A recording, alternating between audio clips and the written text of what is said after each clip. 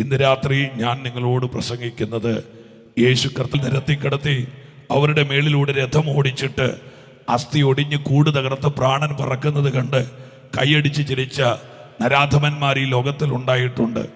അതുപോലെ കർത്തൃദാസന്മാരുടെ ശരീരം മെഴുകിനകത്ത് മുക്കി കത്തിച്ചിട്ട് മെഴുകും നെയ്ക്കൊണ്ടോ ഉരുകുന്ന വെട്ടത്തിൽ പന്തുകളി കണ്ട് ആമെ കൈയടിച്ച് വല്ലാത്ത ആളുകൾ ഈ ലോകത്തിൽ ഉണ്ടായിട്ടുണ്ട്. അതുപോലെ സുവിശേഷം പ്രസംഗിക്കുന്ന കർത്താവിൻ്റെ ദാസന്മാരുടെ ശരീരം മൃഗത്തിൻ്റെ തോലിനകത്ത് ചുറ്റി വെയിലത്തിട്ടിട്ട് ആ വെയിലിൻ്റെ ചൂട് കൊണ്ട് തോല് മുറുകി ആമേൻ അസ്ഥി പൊടിഞ്ഞ് പപ്പടം പോലെ പൊടിഞ്ഞ് അവരുടെ പ്രാണൻ ശരീരം വിട്ടു പോകുന്നത് കണ്ട് കൈയടിച്ച് ചിരിച്ച വല്ലാത്ത ആളുകൾ ഈ ലോകത്തിൽ ഉണ്ടായിട്ടുണ്ട്. എന്തിനാ ഏറെ പറയുന്നത്? ത്രിവർണ്ണ പതാക ആകാശത്ത് ഉയർന്നു പറക്കുന്ന നാനാത്വത്തിൽ ഏകത്വമുള്ള ഇന്ത്യ മഹാരാജ്യത്തിൻ്റെ വടക്കേന്ത്യൻ തെരുവുകളിൽ ഇന്ന് രാത്രിയിലും കർത്താവിൻ്റെ ദാസന്മാർ വളരെ ക്രൂരമായി നിഷ്കരണം പീഡ ഏൽക്കേണ്ടി വരികയാണ്.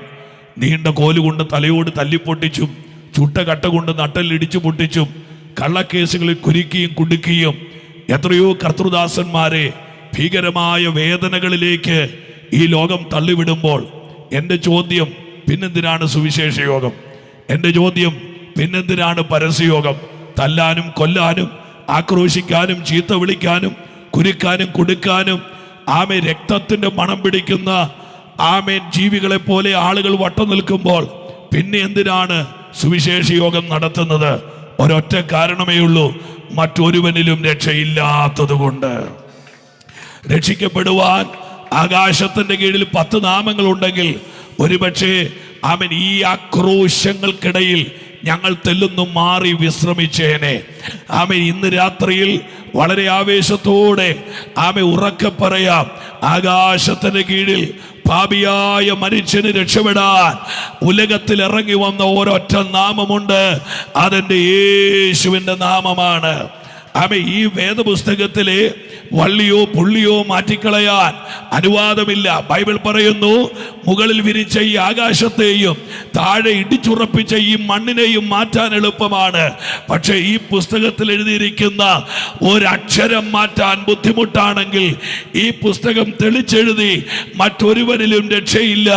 നാം രക്ഷിക്കപ്പെടുവാൻ ആകാശത്തിന്റെ കീഴിൽ ആമേ ഏകനാമം യേശുവിൻ്റെ നാമമാണ്.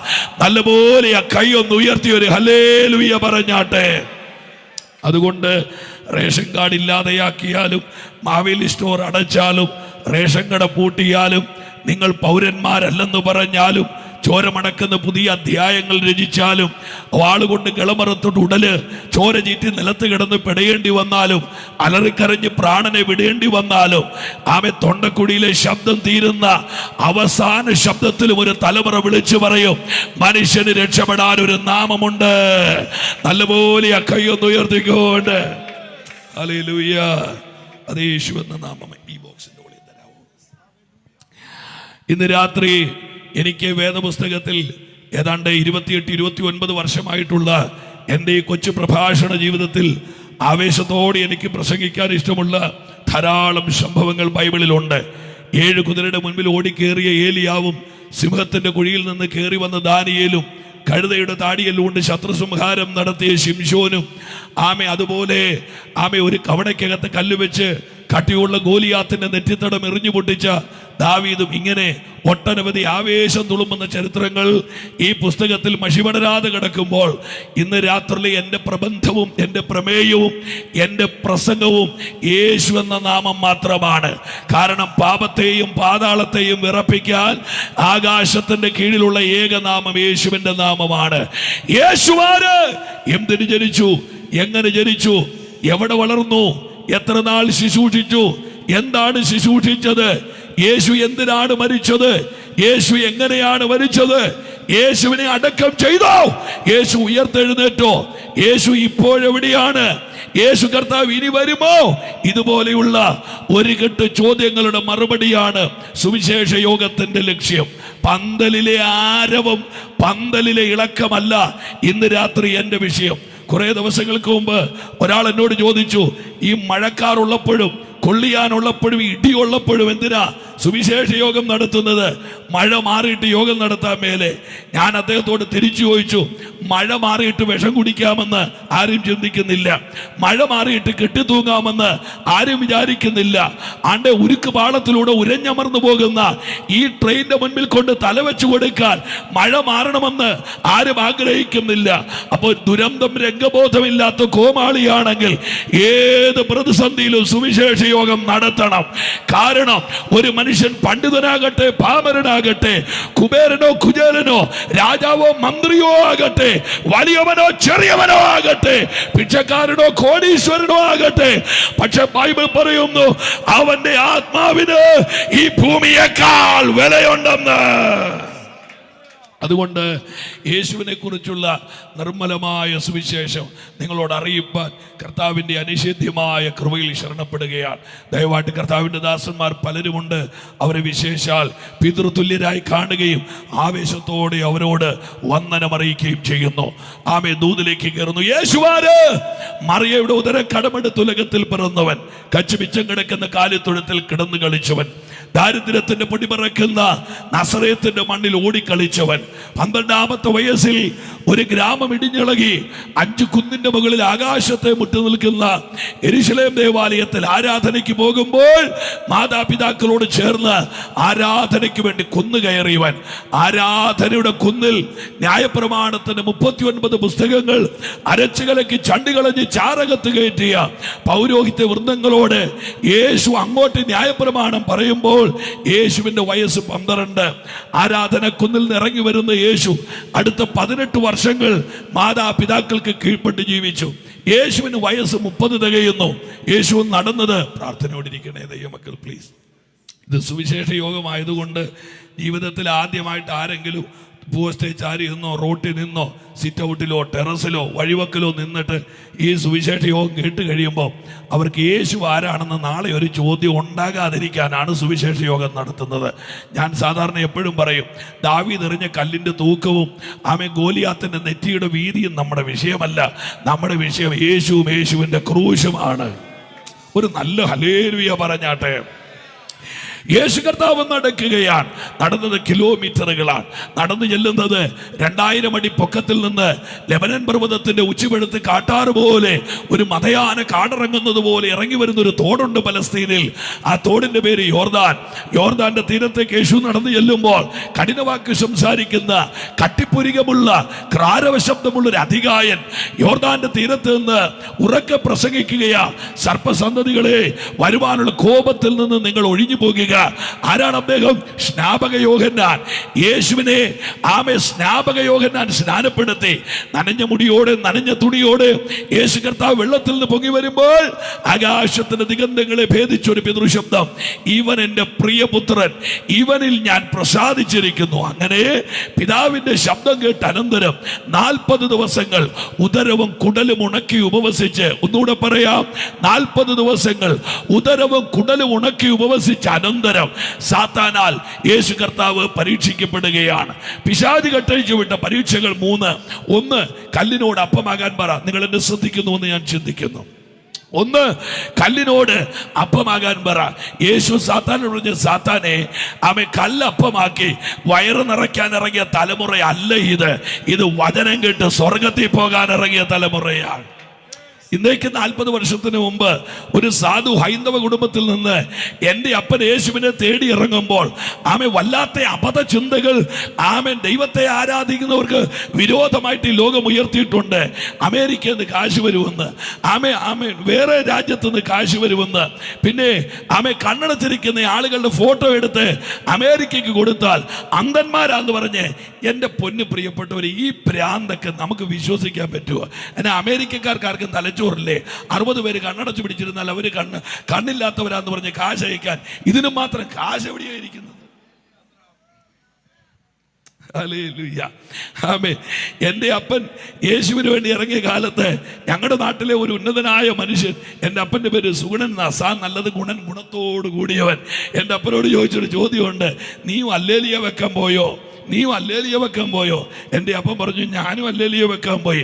അടുത്ത ചോദ്യം, നിന്റെ പെൺപിള്ളാരെ എവിടെ കെട്ടിക്കും? എൻ്റെ അപ്പനാണ് കഴുത്തിന് ചുറ്റും നാക്കാൻ. ഞങ്ങളുടെ അപ്പൻ പറഞ്ഞ് ഞാൻ ഇന്നും ഓർക്കുന്നുണ്ട്, പെൺപിള്ളേരാണെ ആൺപിള്ളേർ കെട്ടിക്കോളൂ, ഇയാൾ കഷ്ടപ്പെടേണ്ടെന്ന് പറയും. ഹല്ലേലൂയ. അങ്ങനെ കർത്താവിന് വേണ്ടി ഇറങ്ങി തിരിച്ചവർ അബദ്ധസഞ്ചാരത്തിന് വേണ്ടി ഇറങ്ങിയവരാണെന്ന് ലോകം മുഴുവൻ വാഴ്ത്തിപ്പാടിയപ്പോഴും ഇറങ്ങിയവരുടെ മനസ്സിലൊരു ധൈര്യം ഉണ്ടായിരുന്നു. ഞങ്ങൾ ഇറങ്ങിയത് ആരുടെ പുറകെയാണെന്ന്. ആ കരമൊന്ന് ഉയർത്തിക്കൊണ്ടൊരു ഹല്ലേലൂയ പറയാമോ? ഹല്ലേലൂയ. ആമേ, ഞാൻ ആ ഭാഗത്തേക്ക് വേഗം കയറി വരാം. ആമേ, യേശു സാത്താനോട് പറഞ്ഞു, സാത്താനെ, ആമേ, ഇത് കല്ലപ്പമാക്കി വയറ് നിറയ്ക്കാൻ ഇറങ്ങിയ തലമുറയല്ല. എൻ്റെ ചോദ്യം ഞാൻ നിങ്ങളോട് ചോദിക്കട്ടെ, ഈ ലോകത്തിൽ ഏത് കോടീശ്വരൻ എത്ര വലിയ വീട് വെച്ചാലും അത് വിട്ടേച്ച് ഇവിടുന്ന് പോയേ പറ്റത്തുള്ളൂ. ആമേ, എത്ര വലിയ കോടികൾ ഉണ്ടാക്കിയാലും അത് വിട്ടേച്ച് ഈ ലോകം വിട്ട് പോയേ പറ്റത്തുള്ളൂ. എത്ര വലിയ കോടീശ്വരന് 1000 ആശുപത്രി ഉണ്ടെങ്കിലും 10,000 ഡോക്ടർമാർ സാലറി കൊടുത്താലും ഒരു ദിവസം നാം ഈ ലോകം വിട്ട് പോയേ മതിയാകുള്ളൂ. ആമേ, ഞാൻ ഉറക്കെ ഈ നാടിനോട് പറയാം, ആമേ, പെന്തക്കോസ്ത് അല്ല ക്രിസ്ത്യാനിറ്റി വീട് വെക്കാനുള്ളതല്ല, ഇത് മക്കളെ കെട്ടിക്കാൻ അല്ല, ഇത് വണ്ടി മേടിക്കാൻ അല്ല, അമേരിക്ക പോകാൻ അല്ല, ഇത് നിത്യത പോകാനാ. ഈ ഭൂമി പൊടുപൊട പൊട്ടും, ഇത് കിറുകിറ കീറും, ഇത് മത്തനെ പോലെ ചാഞ്ചാടും, ഇത് കാവൽ മാടം പോലെ ആടും. ഇവിടെ സുഖിച്ചും മതിച്ചും പുളച്ചും അധികനാൾ മുൻപോട്ട് പോകാമെന്ന് ഒരാൾ പോലും വിചാരിക്കണ്ട. വന്ന ഭൂകമ്പം 6.8 ആണെങ്കിൽ വരാൻ പോകുന്നത് 8.6. ഈ ഭൂമി ഊഞ്ഞാല് പോലെ ആടും. കൊറോണയേക്കാൾ വലിയ അണുക്കൾ ഇനിയും ലോകത്തിൽ കയറി വരും. പക്ഷേ യേശുവിനെ സേവിക്കുന്ന ദൈവമക്കൾക്കൊരു ധൈര്യമുണ്ട്. കർത്താവ് ഗംഭീരനാദത്തോടെ പ്രധാന ദൂതന്റെ ശബ്ദത്തോടെ അവൻ സ്വർഗത്തിൽ നിന്ന് ഇറങ്ങി വരും. കരമൊന്ന് തട്ടി somebody അവൻ വായ് തുറന്ന് യേശുവിനെ സ്തുതിക്കാൻ. Hallelujah, hallelujah. ഞങ്ങളുടെ പാവപ്പെട്ട അപ്പച്ചന്മാര് കീറിയ ജുബ്ബായും ഇട്ടുകൊണ്ട് നട്ടുച്ചയ്ക്ക് നെറുകയിൽ കുത്തിക്കേറുന്ന വെയിലത്ത് നിന്നുകൊണ്ട് റോഡ് വക്കിൽ നിന്ന് പ്രസംഗിച്ചു. ആമേ, പാപികൾ മാനസാന്തരപ്പെടുക. ഇവിടുത്തെ വില്ലന്മാരും വീരന്മാരും, നിങ്ങൾ എന്നെ ശ്രദ്ധിച്ചിരിക്കണേ, അപമാനിച്ച് ചിരിച്ചു അവരെ. ആമേൻ. ഞങ്ങളുടെ അപ്പച്ചന്മാർ റോട്ടിൽ നിന്ന് ഉറക്കെ പറഞ്ഞു, ഈ ഭൂമി അധിക നാൾ മുൻപോട്ട് പോകില്ല. ആമേ, അവരെ അപമാനിച്ച് ചിരിച്ചു. അവർ പറഞ്ഞു, ഒരു മൃഗത്തിന്റെ സംഖ്യ വരാൻ പോകുന്നു. അവരെ അപമാനിച്ചു. അവർ പറഞ്ഞു, അന്തിക്രിസ്തു ലോകത്തെ ഭരിക്കാൻ പോകുന്നു. അവരെ അപമാനിച്ച് ചിരിച്ചു. എൻ്റെ പൊന്നു പ്രിയപ്പെട്ടവരെ, ഈ ലോകത്തെ നിയന്ത്രിക്കുന്ന ഒരു പുസ്തകമുണ്ട്, അത് ദൈവത്തിന്റെ വചനമാണ്. ഹല്ലേലൂയ. ഇന്ന് വരെ ഈ ലോകത്തിൽ എന്തെങ്കിലും സംഭവിച്ചിട്ടുണ്ടോ? അതെ, ആമേൻ, ഞാൻ പിടിച്ച ഈ പുസ്തകത്തിൽ എന്റെ തമ്പുരാൻ എഴുതി തന്നതാണ്. ഹല്ലേലൂയ.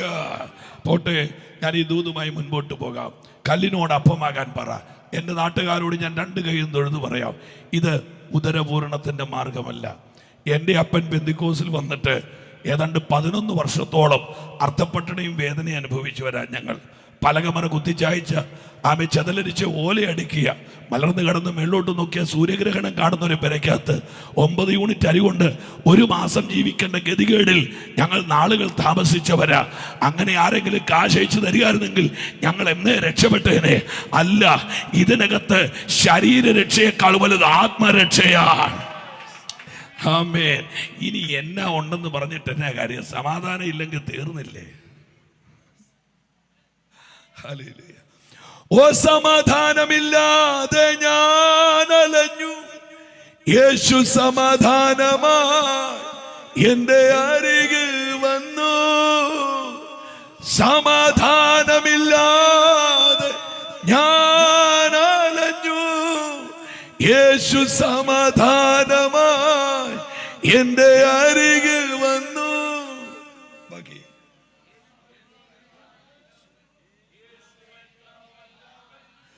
10,000-ൽ അതിശ്രേഷ്ഠനവൻ. യേശുവിൻ നാമം, എന്നേശുവിൻ നാമം ഇൻ ജീവിതത്തിലേക ആശ്രയമേ. ഞാനെന്നും സ്തുതിക്കും, ഞാനെന്നും വാഴ്ത്തുമൻ യേശുവിൻ നാമം എനിക്കെത്രയാനന്ദം. കര ഉയർത്തി രാമയും പറഞ്ഞാട്ടെ. രണ്ടാമത്തെ പരീക്ഷ ദേവാലയ ഗോപുരത്തിന്റെ മേളിൽ നിന്ന് താഴോട്ട് ചാടാൻ പറഞ്ഞു യേശുണ്ട്. യേശു പറഞ്ഞു ചാടുകയല്ല, കാരണം ദൈവത്തെ പരീക്ഷിക്കാൻ പറ്റുകയില്ല. നിങ്ങൾക്ക് മനസ്സിലാകുന്ന ഭാഷ ഞാൻ പറഞ്ഞു തരാം. പിടിക്കുമോ എന്നറിയാൻ ചാടി നോക്കുന്ന പണി ഞങ്ങൾക്കില്ലെന്ന് പറഞ്ഞു. ഒന്നുകൂടെ പറയാം, പിടിക്കുമോ എന്നറിയാൻ ചാടി നോക്കുന്ന പണി ഞങ്ങൾക്കില്ല. ഇവിടെ സ്നാനപ്പെട്ട രക്ഷിക്കപ്പെട്ട ദൈവമക്കൾ പലരും ഇരിപ്പുണ്ട്. സ്നാനക്കുളത്തിലോട്ട് ഇറങ്ങുമ്പോൾ മരിക്കുന്നത് വരെ കഴിക്കാനുള്ള അരി സ്നാനക്കുളത്തിൻ്റെ കരയ്ക്ക് വെച്ച് ചല്ല നമ്മൾ ആരും ഇറങ്ങിയത് ഒരു വിശ്വാസത്തിൻ്റെ പുറത്തെടുത്ത് ഒറ്റ ചാട്ടം ചാടിയതാ. പക്ഷെ ഇന്ന് വരെ കർത്താവ് വിശ്വസ്തനായിരുന്നു. ഹല്ലേലൂയ. പിടിക്കുമോ എന്നറിയാൻ ചാടി നോക്കുന്ന പണി ഞങ്ങൾക്കില്ല. മൂന്നാമത്തെ പരീക്ഷ, 5 ഭൂഖണ്ഡത്തിന്റെ ആധാരം തരാം, എനിക്കൊരു ആരാധന തരാവോ? സാത്താൻ ചോദിച്ചതാ. യേശു പറഞ്ഞു മറുപടി, ദൈവത്തെ മാത്രമേ ആരാധിക്കാവൂ. അതിൻ്റെ അർത്ഥം എന്നാണെന്നറിയാമോ? ആരാധന എന്തെങ്കിലും കിട്ടാനല്ല, ആരാധന ദൈവമാരെന്ന് അറിഞ്ഞു കൊടുക്കേണ്ടതാണ്. ഹല്ലേലൂയ. ഞാൻ ആ ഭാഗത്തുനിന്ന് മുൻപോട്ട് വരികയാണ്. അങ്ങനെ സാത്താന്യ പരീക്ഷണ പർവ്വതങ്ങളുടെ മുനയൊടിച്ച് യേശു കർത്താവ് തന്റെ പരസ്യ ശുശ്രൂഷ ആരംഭിച്ചു. ഏതാണ്ട് 37ഓളം അത്ഭുതങ്ങൾ യേശു ചെയ്തു. സാത്താന്യ ലോകത്തിന് പോലും വിമർശിക്കാൻ അനുവാദമില്ലാത്ത പ്രൗഢഗംഭീരമായ 37ഓളം അത്ഭുതങ്ങൾ. 3 മരിച്ചവരെ യേശു ഉയർപ്പിച്ചു. യായിറോസിന്റെ മകളെ വീട്ടിലും വിധവയുടെ മകനെ റോട്ടിലും, ലാസറിനെ കല്ലറയിൽ നിന്നും കർത്താവ് ഉയർപ്പിച്ചു. ഇന്ന് രാത്രി നഷ്ടപ്പെട്ടത് എവിടെയാണോ അവിടെ വന്ന് തിരിച്ചു തരാൻ എന്റെ കർത്താവ് ശക്തനാണ്. 3 കുരുടന്മാർക്ക് കാഴ്ച കൊടുത്തു. യേശു കണ്ട കുരുടനും യേശുവിനെ കണ്ട കുരുടനും കൊണ്ട് കാണിച്ച കുരുടനും നിലത്ത് തുപ്പി ചേറുണ്ടാക്കി ചേറുരുട്ടി കണ്ണിൽ പുരട്ടി ആൾക്കൂട്ടത്തിന്റെ ഇടയിലൂടെ 4 കുന്നിനെ തഴുകി വരുന്ന ശിലോഹാകുളത്തിന്റെ തണുത്ത വെള്ളം തട്ടി മുഖത്തൊഴിച്ചപ്പോൾ ഉരുട്ടി വെച്ച മണ്ണ് കണ്ണാകുന്നത് ലോകം മുഴുവൻ കണ്ടതാ. അതെ, ഇന്നലെയും ഇന്നും അവൻ നാളെയും അവൻ അത്ഭുതങ്ങളുടെ ദൈവമാണ്. 38 വർഷം കുളക്കരയിൽ കടന്നവരെ ഒറ്റ വാക്കുകൊണ്ട് യേശു സൗഖ്യമാക്കി. കുഷ്ഠരോഗിയെ യേശു തൊട്ടു. അവൻ ഒരു സാധാരണ പ്രസംഗകനായി നിന്നുകൊണ്ട് യേശുവിന്റെ ശുശ്രൂഷയിൽ ഞാൻ കണ്ട 3 പ്രത്യേകത. ഒന്ന്, ആരും തൊടാത്തവരെ യേശു തൊടും. നിങ്ങളൊരാമയും പറയുമെന്ന് ഞാൻ പ്രതീക്ഷിച്ചു. ആരും തൊടാത്തവരെ യേശു തൊടും. ഞാൻ ഒരു വാക്ക് കയറ്റി പറയട്ടെ, തിണ്ടലും തൊടിയിലും ഇല്ലാത്തൊരു ദൈവമുണ്ട്. അത് ഞാൻ ഉയർത്തുന്ന യേശുവാ. ഇന്ന് രാത്രി ഈ സ്ഥലത്തിന്റെ പേര് എനിക്കറിയത്തില്ല, തകഴിയില് ഏത് മഹാപാപിക്ക് പെറ്റ തള്ളെ അരിച്ചൂത്തി പ്രാകിയ ഒരു മകനുണ്ടോ? മൂക്ക് പിഴിഞ്ഞാൽ 3 കന്നാസ് കള്ള് മിച്ചം കിട്ടുന്ന ഒരു വല്ലാത്തവരെന്നെ കേൾക്കുന്നുണ്ടോ? MDMA കഞ്ചാവോ കുത്തിക്കയറ്റി അപര സഞ്ചാരത്തിന്റെ ഇരുട്ടറകളിലൂടെ പോകുന്നവർ എന്നെ കേൾക്കുന്നുണ്ടോ? സ്നേഹിത, യേശുവിനെ നിനക്ക് തൊടാം. ഇന്ന് രാത്രി ഈ നാട്ടിലെ ഏത് അധമ പാപിക്കും യേശുവിനെ തൊടാം.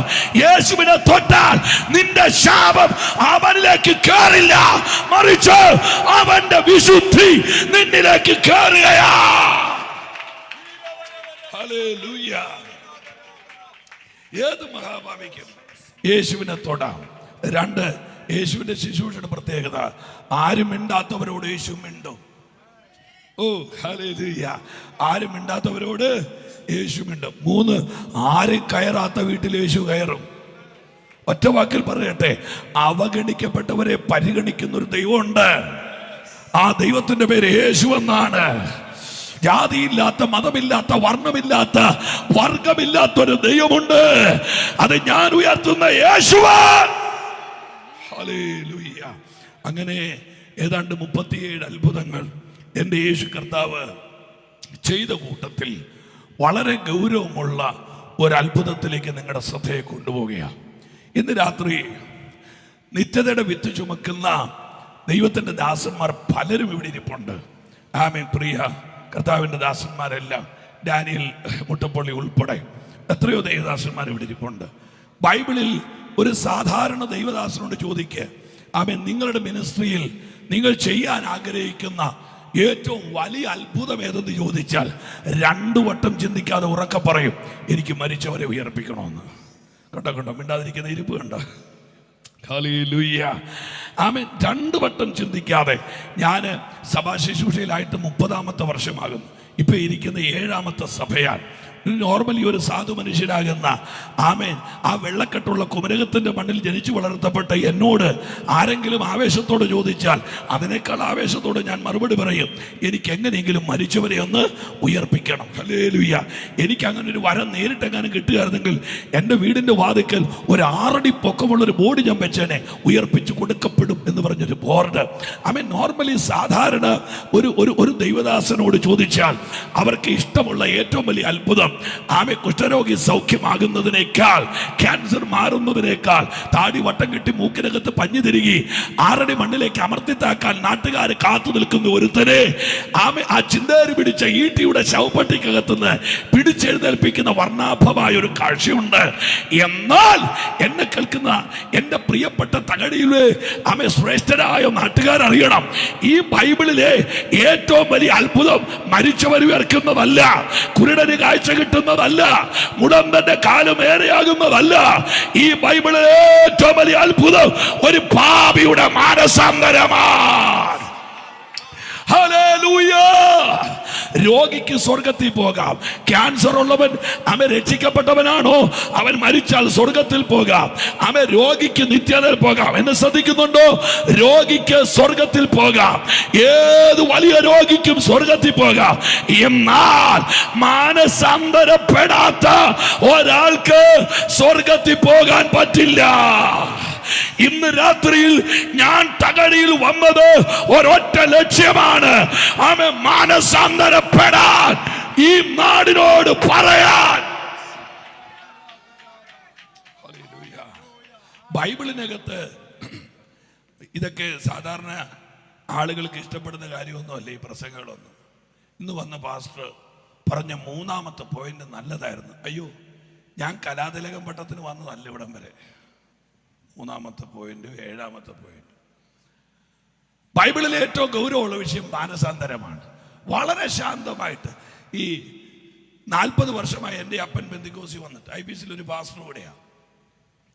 എൻ്റെ ഓർമ്മയിൽ 2ാം ക്ലാസ്സിൽ പഠിക്കുമ്പോൾ പെന്തിക്കോസിന്റെ പായയിലിരുന്ന് ആമേ കൺവെൻഷൻ കൂടി ഇന്ന് നിത്യതയിൽ വിശ്രമിക്കുന്ന PM ഫിലിപ്പ് സാറിന്റെ കൂടെ കുറെ നാളുകൾ അദ്ദേഹത്തിന് ജീരവെള്ളവും ഗ്ലാസ്സിൽ ഒഴിച്ചു കൊടുത്തൊക്കെ നടക്കുമ്പോൾ ഞാൻ കണ്ട പഴയ കൺവെൻഷൻ എല്ലാം യോഗം കഴിഞ്ഞിട്ടൊരു ഓട്ടർ കോൾ ഉണ്ടായിരുന്നു, യേശു നിങ്ങളെ രക്ഷിക്കുമെന്ന് പറയാൻ.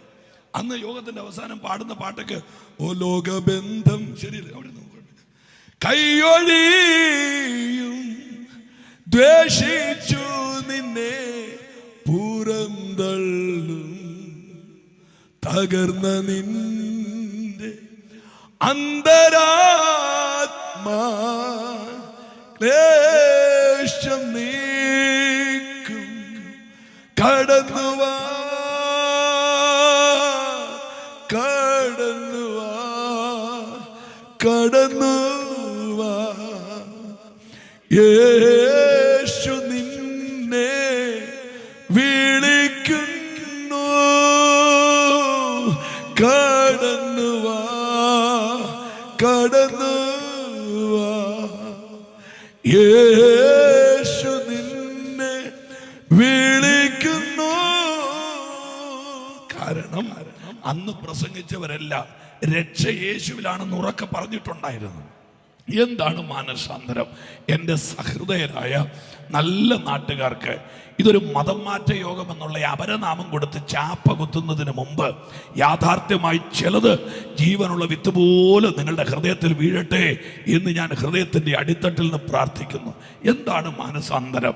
ഒരുപക്ഷെ ബൈബിളിൻ്റെ ഗൗരവമുള്ള ഭാഷയിൽ ഒരു തലമുറയോട് സംസാരിച്ചാൽ അവർക്കൊരുപക്ഷെ അതിനെ പിടിച്ചെടുക്കാൻ പറ്റുമെന്ന് എനിക്ക് തോന്നുന്നില്ല. പാപം, പാപമെന്ന് പറഞ്ഞാൽ ഹമാർട്ടിയ എന്ന വാക്ക്, ഹമാർട്ടിയ എന്ന് പറഞ്ഞാൽ ലക്ഷ്യം തെറ്റേടാ, ഒരു ലക്ഷ്യവും ഇല്ലാതെ നടക്കുന്നവന്. ആമേൻ. നിങ്ങളൊന്ന് ആലോചിച്ച് നോക്കി, പണ്ട് 2 പേര് പിന്നെ ഷാപ്പിൽ പോയി കള്ളും കുടിച്ചേച്ച് റോട്ടിൽ കൂടെ ആടി ആടി ഇങ്ങനെ വരുമ്പോൾ ആമേൻ ഒരു വീട് അവിടെ ഇരുന്ന പൊരുത്തം പറഞ്ഞു ഇത് എൻ്റെ വീടാന്ന് പറഞ്ഞു. മറ്റവൻ പറഞ്ഞത് നിന്റെ വീടല്ലാതെ എൻ്റെ വീടാന്ന് പറഞ്ഞു. അങ്ങനെ വീടിൻ്റെ പേര് 2 പേരും കൂടെ തമ്മിൽ തല്ലി 2ന്റെ നെറ്റിയും പൊട്ടി 2 ആശുപത്രിയിലായി. പിറ്റേ ദിവസം രാവിലെ അപ്പം 2നും കെട്ടിറങ്ങി ബോധം വീണപ്പോൾ 2 പേരുടെയും കൂടെ വീട് അപ്പനും മോനും കൂടെ ആയി തല്ലിയത്. ഞാൻ പറഞ്ഞു മനസ്സിലായോ? അപ്പോൾ ഒരു ശകല കള്ളകത്തോട്ട് ചെന്നാൽ സ്വന്തം വീട് പോലും മാറിപ്പോകുന്ന ആളുകളോട് ഹമാർട്ടിയ എന്നൊരു പദം കൊടിയെ കുത്തിപ്പൊക്കിയാൽ ഒരുപക്ഷെ അവർക്ക് മനസ്സിലാവണമെന്ന് നിർബന്ധമില്ലാത്തത് കൊണ്ട് പ്രസംഗത്തിന്റെ സാക്ഷരതകളിലേക്ക് യോഗങ്ങൾ ഇറങ്ങിയേ പറ്റത്തുള്ളൂ. കാരണം ലക്ഷ്യം ഭാവിയുടെ മാനസാന്തരമാണെങ്കിൽ യോഗം കഴിഞ്ഞ് കൈ ഉയർത്തുന്ന 9 പേര് ഞാൻ ഒരിക്കലും വിശ്വസിക്കുന്നില്ല യോഗത്തിനിടയ്ക്ക് യോഗത്തിന്റെ അവസാനം ഇങ്ങനെ കൈപൊക്കി പിടിക്കുമ്പോൾ അയാളുടെ നീളമുള്ള വെല്ലല്ല രക്ഷപിടിക്കുന്നൊന്നും ഞാൻ ചിന്തിക്കുന്നില്ല. ഉയർത്തുന്ന കൈകളിലല്ല രക്ഷ നടക്കേണ്ടത് ഹൃദയത്തിലാണ്.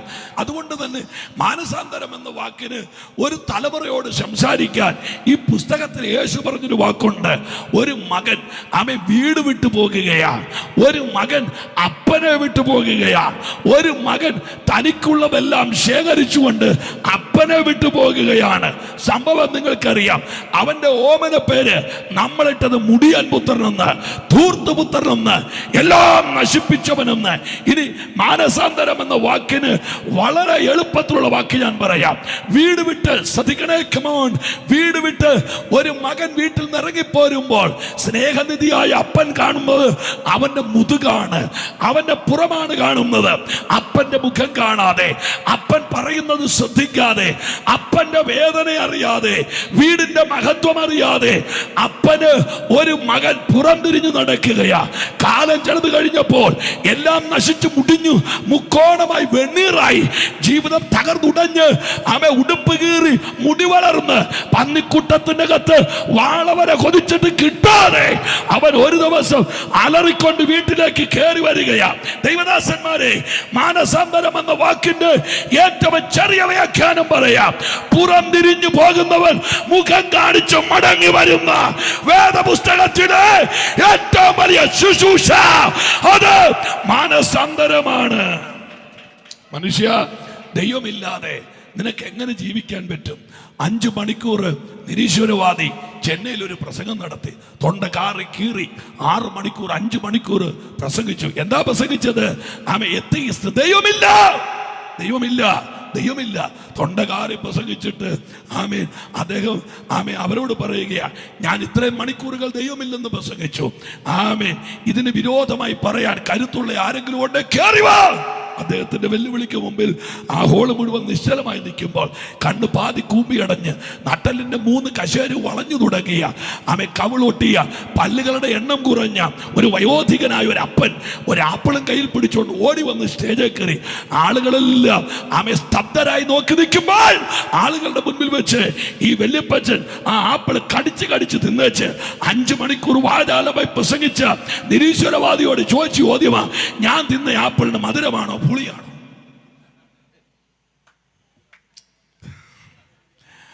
ചോദ്യം പിന്നെ ആവർത്തിക്കുന്നു. ഞാൻ തിന്ന ആപ്പിളിന്, ശ്രദ്ധിക്കുന്നുണ്ടോ, മധുരമാണോ പുളിയാണോ? ഈ നിരീശ്വരവാദി പറഞ്ഞു, തിന്നത് ഇയാളല്ലേ, പുളിയാണോ മധുരമാണോ ഇയാൾക്കേ അറിയത്തുള്ളൂ, എനിക്കറിയത്തില്ല. അടുത്ത വാക്ക് അപ്പച്ചൻ പറഞ്ഞറിയോ, നീ അല്ല നിന്റെ അപ്പൂപ്പൻ വന്ന് പറഞ്ഞാലും ദൈവമില്ലെന്ന് ഞാൻ സമ്മതിക്കുകയില്ല. കാരണം കഴിഞ്ഞ 10 വർഷമായി ഞാൻ അവനെ അനുഭവിക്കുകയാ. ഹല്ലേലൂയ! ഇന്ന് രാത്രി ഒരു മഹാദൈവം ജീവനോടെ ഉണ്ട്. നല്ലപോലെ കൈയൊന്ന് ഉയർത്തി വരി. ഹല്ലേലൂയ! ഇന്നേക്ക് 40 വർഷത്തിന് മുമ്പ് എൻ്റെ വീട് കുമരകത്താണ്. ഞാനൊരു സാധാരണ ഹൈന്ദവ കുടുംബത്തിൽ ജനിച്ചയാളാണ്. രാത്രി 7:30 ഞാനും എൻ്റെ വല്യപ്പച്ചനും സന്ധ്യാനാമ ജപത്തിന് വേണ്ടി വീടിൻ്റെ തിണ്ണയിലിരുന്ന ഒരു വല്ലാത്ത രാത്രി എൻ്റെ ഓർമ്മയിലുണ്ട്. മുച്ചോട് കത്തിയ നിലവിളക്കിൻ്റെ ചോട്ടിൽ അതിവേഗം സന്ധ്യാനാമം ജപിക്കുകയാണ്. നാമം ചൊല്ലിത്തീർത്താൽ അടുപ്പത്തെ റേഷനരി വെട്ടി തിളയ്ക്കുന്നുണ്ട്. നാമം ചൊല്ലിത്തീർത്താൽ ഓടിപ്പോയി ചൂടുകഞ്ഞി വാരി കുടിക്കാം. ആവേശത്തോടെ നാമം ചൊല്ലുമ്പോൾ രാത്രി 7:30 ജോലി കഴിഞ്ഞ് എൻ്റെ അപ്പൻ വീട്ടിലേക്ക് മടങ്ങി വരികയാണ്. വീടിൻ്റെ മുറ്റത്ത് വെച്ച് തുറകൂടി ഒരു അണലി എൻ്റെ അപ്പനെ കൊത്തുകയാണ്. പാമ്പിൻ്റെ കടിയേറ്റ് ഒരലർച്ചയോടെ എൻ്റെ അപ്പൻ നിലംപൊത്തി. എൻ്റെ വല്യപ്പച്ചൻ അന്ധവിശ്വാസങ്ങളുടെ കൂടാൻ സന്ധ്യാസമയത്തുള്ള വിഷദംശനം മരണകാരണമാണെന്ന് പറഞ്ഞ് മുച്ചോട് കത്തി നിന്ന് നിലവിളക്കെടുത്ത് തൻ്റെ നെഞ്ചിലേക്ക് ആഞ്ഞിടിക്കുന്നത് എൻ്റെ ഓർമ്മയിലുണ്ട്. ഞാൻ 2ാം ക്ലാസ്സിൽ പഠിക്കുന്ന സമയം പറഞ്ഞു കേട്ടതല്ല, എൻ്റെ കണ്ണിന്റെ റെറ്റിനയിലെ ഓർമ്മ ചിത്രങ്ങളാണ്. കത്തിൽ നിന്ന് നിലവിളക്കെടുത്ത് സ്വന്തം നെഞ്ചിലേക്ക് ആഞ്ഞടിച്ചുകൊണ്ട് വാവിട്ട് കരയുകയാ, എൻ്റെ മകൻ മരിച്ചു പോകുമല്ലോ. അങ്ങനെ ഉച്ഛ്വാസം വേഗതയിലായി, ശ്വാസം മുട്ടൽ വർദ്ധിച്ചു, കൺമണി പുറകോട്ട് മലർന്നു, കണ്ണിന്റെ വെള്ളക്കരു തെളിഞ്ഞു. വീടിന്റെ തിണ്ണയിൽ എൻ്റെ വല്യപ്പൻ സുബോധം അബോധമായി മറിഞ്ഞു വീഴുകയാ. നാട്ടുകാരെ, നിങ്ങൾ കണ്ടോ? ഒരു ചിരി കരച്ചിലാകാൻ എന്നാ സമയം വേണം? ഒരു ആനന്ദം അപകടമാകാൻ എന്നാ സമയം വേണം? കുറച്ച് ദിവസങ്ങൾക്ക് മുമ്പ് 280 കിലോമീറ്റർ വേഗതയിൽ റൺവേയിൽ കൂടെ ഓടി ലണ്ടനിലെ ഹീത്രൂവിലേക്ക് പോകാൻ കുത്തനെ ആകാശത്തേക്ക് പറന്നു കയറിയ എയർ ഇന്ത്യയുടെ ആകാശ വിമാനം 600 അടി പൊക്കത്തിൽ ചെന്നിട്ട് ഏതാണ്ട് 242 പേരുടെ സ്വപ്നം തകർത്തുകൊണ്ട് ചക്ക വെട്ടിയിടുന്നത് പോലെ അത് നിലംപൊത്തിയില്ലേ? ഇന്ന് രാത്രി ഈ പന്തലിനകത്തിരിക്കുന്ന ആരും അഹങ്കാരം കൊണ്ട് അരമുറിക്കരുത്. നീ ജീവനോടെ ഇരിക്കുന്നത് ദൈവത്തിന്റെ കരുണയാ. ആ കരമെന്ന് തട്ടി യേശുവിനെ സ്തുതിക്കാൻ യേശുവേ എന്ന് വിളിച്ച് വെല്ലുവിളിക്കാൻ കരുത്തുള്ള ആരുണ്ട് ഇവിടെ? അഹങ്കാരത്തോടെ സംസാരിക്കാൻ കരുത്തുള്ള ആരുണ്ട്? ഡാനിയൽ പാസ്റ്ററെ, ഈ പ്രാർത്ഥന കഴിഞ്ഞ് വീട്ടിൽ ചെന്നേച്ച് ഷവർ ഓൺ ചെയ്ത് ബാത്റൂമിനകത്ത് കുളിക്കാൻ നിന്നിട്ട് ഒരു സോപ്പ് എടുത്ത് ദേഹത്ത് പതപ്പിച്ച് തൂക്കുന്നതിൻ്റെ ഇടയിൽ കയ്യിലോ കാലിലോ മുതുകിലോ കഴുത്തിലോ എവിടെയെങ്കിലും നിങ്ങൾ എന്നെ ശ്രദ്ധിക്കുന്നുണ്ടോ? ഒരു ചെറിയ തടിപ്പ് കയ്യിൽ തട്ടിയാൽ മതി, നമ്മുടെ ഉറക്കം അവിടെ അവസാനിക്കും. പിറ്റേ ദിവസം രാവിലെ ആ തടിപ്പ് കൊണ്ട് ആശുപത്രി ചെല്ലുന്നു. ഡോക്ടേഴ്സ് അതിനകത്തുനിന്ന് ബയോപ്സിക്ക് കുത്തിയെടുക്കുന്നു. അതിന്റെ റിസൾട്ട് വരുമ്പോ കേൾക്കുന്ന വാർത്ത എത്രയോ ഭീകരമായിരിക്കും. ഇന്ന് രാത്രി ഉറക്കപ്പറ, ഞാൻ ജീവിച്ചിരിക്കുന്ന ദൈവത്തിന്റെ കരുണയാണ്. എന്റെ പ്രിയപ്പെട്ടവരെ, ഞാൻ ജീവനോടെ ഇരിക്കുന്നത്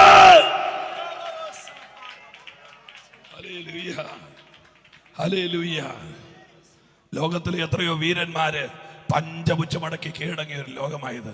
എൻ്റെ അപ്പൻ വീടിൻ്റെ മുറ്റത്ത് കിടക്കുന്നു. നിങ്ങൾ എന്നെ കേൾക്കണേ, എൻ്റെ വല്യപ്പൻ വീടിൻ്റെ തിണ്ണയിൽ കിടക്കുന്നു. ദുരന്തം രംഗബോധമില്ലാത്ത കോമാളിയാണ്.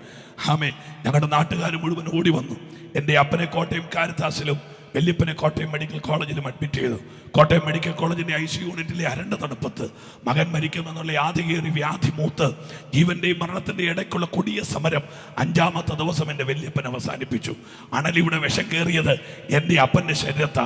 പക്ഷെ ആദ്യം ശരീരത്തിൽ നിന്ന് പ്രാണൻ വിട്ടത് അപ്പൻ്റെതല്ല, വല്യപ്പൻ്റെതാണ്. ആ ICU യൂണിറ്റിൻ്റെ അകത്തുനിന്ന് താടി വട്ടം കെട്ടി മൂക്കിനകത്ത് പഞ്ഞിയും തിരികെ എൻ്റെ വല്യപ്പൻ്റെ ശരീരം പുറത്തു വന്നു. പട്ടിനകത്ത് പൊതിഞ്ഞ് കെട്ടിപ്പൊക്കിയ പന്തലിൽ ശരീരം വെച്ചു. നാട്ടുകാർ മുഴുവൻ ഇടിഞ്ഞിളകി. അനുശോചന പ്രവാഹം. വീടിന്റെ തെക്ക് ഭാഗത്ത് പച്ചമാവിന്റെ വിറക് വെട്ടിപ്പൂളി അടുക്കി. വൈകുന്നേരത്തെ സൂര്യന്റെ ചായ്മാനത്തിൽ ചെങ്കുത്തായി സൂര്യൻ പടിഞ്ഞാറോട്ട് സഞ്ചരിക്കുമ്പോൾ എൻ്റെ വല്യപ്പന്റെ ശരീരത്തിന് തീ പിടിച്ചു കഴിഞ്ഞു. ആളിക്കത്തുന്ന പച്ചമാവിന്റെ വിറകിന്റെ അഗ്നി ആ ശരീരത്തെ കത്തിച്ച് കരിച്ച് ചാമ്പലാക്കി. നെയ്തെടുത്ത് 6 പച്ചവെട്ടിക്കത്ത് ചാരം കോരി വെള്ളത്തിൽ കൊണ്ടൊടുക്കി അഴ്ത്തി കൊണ്ട് അടിമയും വെച്ച് ബലിപ്പുരയും കെട്ടി പ്രാർത്ഥിച്ച ആ വല്ലാത്ത ദിവസങ്ങൾ എൻ്റെ ഓർമ്മയിലുണ്ട്. പ്രിയപ്പെട്ടവരെ, വല്യപ്പന്റെ ചിതയിലെ മണ്ണിന്റെ ചൂട് മാറുന്നതിന് മുമ്പ് 5 തവണ ശരീരത്തിലെ രക്തം മാറിയിട്ടും ശരീരത്തിന്റെ അകത്ത് വിഷം മാറാത്തവനായി ഉച്ചനിറുകയിലെ മുടി മുതൽ ഉള്ളങ്കാലിന്റെ അടിയിലെ ത്വക്ക് വരെ പഴുത്തു പുടുത്ത് നാമാവശേഷമായി വീങ്ങി വീർത്ത് കാരിത്താസ് ആശുപത്രി എൻ്റെ അപ്പനെ കൈയൊഴിയുകയാ. ഇന്ന് രാത്രി ഞാൻ നിങ്ങളോട് സ്നേഹത്തോടൊരു ദൂത് പറയാം. ദൈവം ഒരുത്തനെ തൊട്ടാൽ അവനെ നേരെയാക്കാൻ ഒരാശുപത്രിക്കും പറ്റുകയില്ല. അയ്യോ കമോൺ, ആ കരമൊന്ന് ഉയർത്തിപ്പിടിച്ച് ഒരു ഹല്ലേലൂയ പറയാമോ? ഇന്ന് രാത്രി ദൈവം ഒരുത്തനെ തൊട്ടാൽ അവനെ നേരെയാക്കാൻ എൻ്റെ ദൈവത്തിനല്ലാതെ അനുഭവമുള്ളവർ മാത്രം ഒരു ഹല്ലേലൂയ പറഞ്ഞാട്ടെ. ഹല്ലേലൂയ. ആശുപത്രി എൻ്റെ അപ്പനെ കൈയൊഴിഞ്ഞു. എൻ്റെ അപ്പനെ വീട്ടിൽ കൊണ്ടുവന്നു. വീങ്ങി വീർത്ത, നിങ്ങൾ എന്നെ ശ്രദ്ധിക്കണേ, നാളെ ഒരുപക്ഷെ ഇങ്ങനൊരു അവസരം കിട്ടിയെന്ന് വരികയില്ല. വീങ്ങി വീർത്ത ശരീരമുള്ള എൻ്റെ അപ്പൻ, ഞങ്ങൾ 3 മക്കൾ, എൻ്റെ അമ്മ ദുരന്തം കയറി ശാപം കയറി കൊടികുത്തിയ എൻ്റെ വീടിനകത്ത് ഞങ്ങളെ സഹായിക്കാൻ ആരുമില്ലാതായി. അപ്പൻ്റെ സഹോദരങ്ങൾ 3. നിങ്ങൾ ആരെങ്കിലും കണ്ണടച്ചിരിക്കുന്നുണ്ടെങ്കിൽ എൻ്റെ ഒരു അപേക്ഷ, ഒരു 9 മണി വരെ കണ്ണു തുറന്നിരിക്കുകയാണെങ്കിൽ നിങ്ങൾ യോഗം കേട്ടില്ലല്ലേ, എനിക്കൊരു സമാധാനം കിട്ടും. ഹല്ലേലൂയ. അപ്പന് സഹോദരങ്ങൾ 3, അമ്മയ്ക്ക് സഹോദരങ്ങൾ 4. ആരും തിരിഞ്ഞു കയറാതെയായി. കാരണം ബന്ധങ്ങളെല്ലാം പണം നടത്തുന്ന ഇന്ദ്രജാല പ്രകടനങ്ങളാണ്. നിങ്ങൾക്കറിയാമോ, കാശുള്ളവന് ചേട്ടനുണ്ട്, അളിയനുണ്ട്, അമ്മാച്ചനുണ്ട്, ഉപ്പാപ്പനുണ്ട്, അനന്തരവനുണ്ട്, കൊച്ചപ്പനുണ്ട്. കാശില്ലാത്തവന് ചേട്ടനുമില്ല, അനിയനുമില്ല, അളിയനുമില്ല. ഞങ്ങളുടെ അവറാച്ചാൻ അമേരിക്കയിൽ നിന്ന് വന്നിട്ടുണ്ട്. അപ്പോൾ അമേരിക്കയിൽ നിന്ന് വന്നുകൊണ്ട് ഞങ്ങളുടെ അവറാച്ചാനായി. പുള്ളിയുടെ ഒരു അനിയനുണ്ട് തോമാച്ചൻ. ഒരിക്കൽ പോലും ഞങ്ങളുടെ തോമാച്ചൻ എന്ന് പറഞ്ഞിട്ടില്ല. സത്യം. കാപട്യത്തിന്റെ മുഖം മൂടി വെച്ച എത്ര മനുഷ്യ പേക്കോലങ്ങൾ നമ്മൾ എന്നും കാണുകയാണ്. കേരളത്തിൽ കുടുംബക്കോടതി 28. ഇവിടെ നടന്ന വിവാഹമോചനം എത്രയാണെന്നറിയോ? കഴിഞ്ഞ വർഷം 35,458. നിങ്ങളൊന്ന് ഓർത്ത് നോക്കിക്കേ. ആമെ കല്ല് വെച്ച സാരി, മുത്തുവെച്ച ചുടിദാർ, ആടിന്റെ കാലും, പിന്നെ കോഴിയുടെ കോലും, പിന്നെ കല്യാണം കഴിഞ്ഞ് ചെറുക്കനും പെണ്ണും കൂടെ ആമെ ഓഡിറ്റോറിയത്തിൽ നിന്ന് പുറത്തോട്ടിറങ്ങുമ്പോൾ ഹെലികോപ്റ്ററിൻ്റെ അകത്തുനിന്ന് പുഷ്പവൃഷ്ടി നടത്തുന്നു. പിന്നെ വെള്ളക്കുതിരപ്പുറത്തെ രഥത്തിലൊരു യാത്ര. പക്ഷെ എന്ത് ചെയ്യാനാ? ഒരു മാംസം മനുഷ്യന്റെ വയറ്റിൽ ദഹിക്കാൻ 40 മണിക്കൂർ വേണം. കഴിച്ച് ഇറച്ച് ദഹിക്കുന്നതിന് മുമ്പ് ചെറുക്കനും പെണ്ണും കൂടെ കോടതിയുടെ വരാന്തയിൽ ചെല്ലുക. ഇതെന്തൊരു നാണം കെട്ട ലോകമാണ്. എത്രയോ കുഞ്ഞുങ്ങൾ ഇവിടെ അനാഥരാകുന്നുണ്ട്. അപ്പനില്ലാതെ, അമ്മയില്ലാതെ, ഈ ലോകത്തിൽ സ്നേഹമില്ലാതെ, വാത്സല്യമില്ലാതെ വളരുന്ന എത്ര കുഞ്ഞുങ്ങളുണ്ട്. ആരാണ്ട് പറയുന്നു ഭീകരവാദം വളരുന്നത് കാണ്ഡഹാറിലാണ്, അബട്ടാബാദിലാണ്, പാകിസ്ഥാന്റെ അരളിക്കാട്ടിലാണ്. അല്ലടോ, സമാധാനമില്ലാത്ത വീട്ടിലാണ് ഭീകരന്മാരുണ്ടാകുന്നത്. സ്നേഹമില്ലാത്ത വീടുകളിലാണ് ഭീകരന്മാരുണ്ട്. നിങ്ങൾ നമ്മുടെ നാട്ടിൽ നടപ്പൊന്ന് ആലോചിച്ച് നോക്കിക്കേ. നിങ്ങൾ എന്നോട് പൊറുക്കണം, ഐ എം സോറി.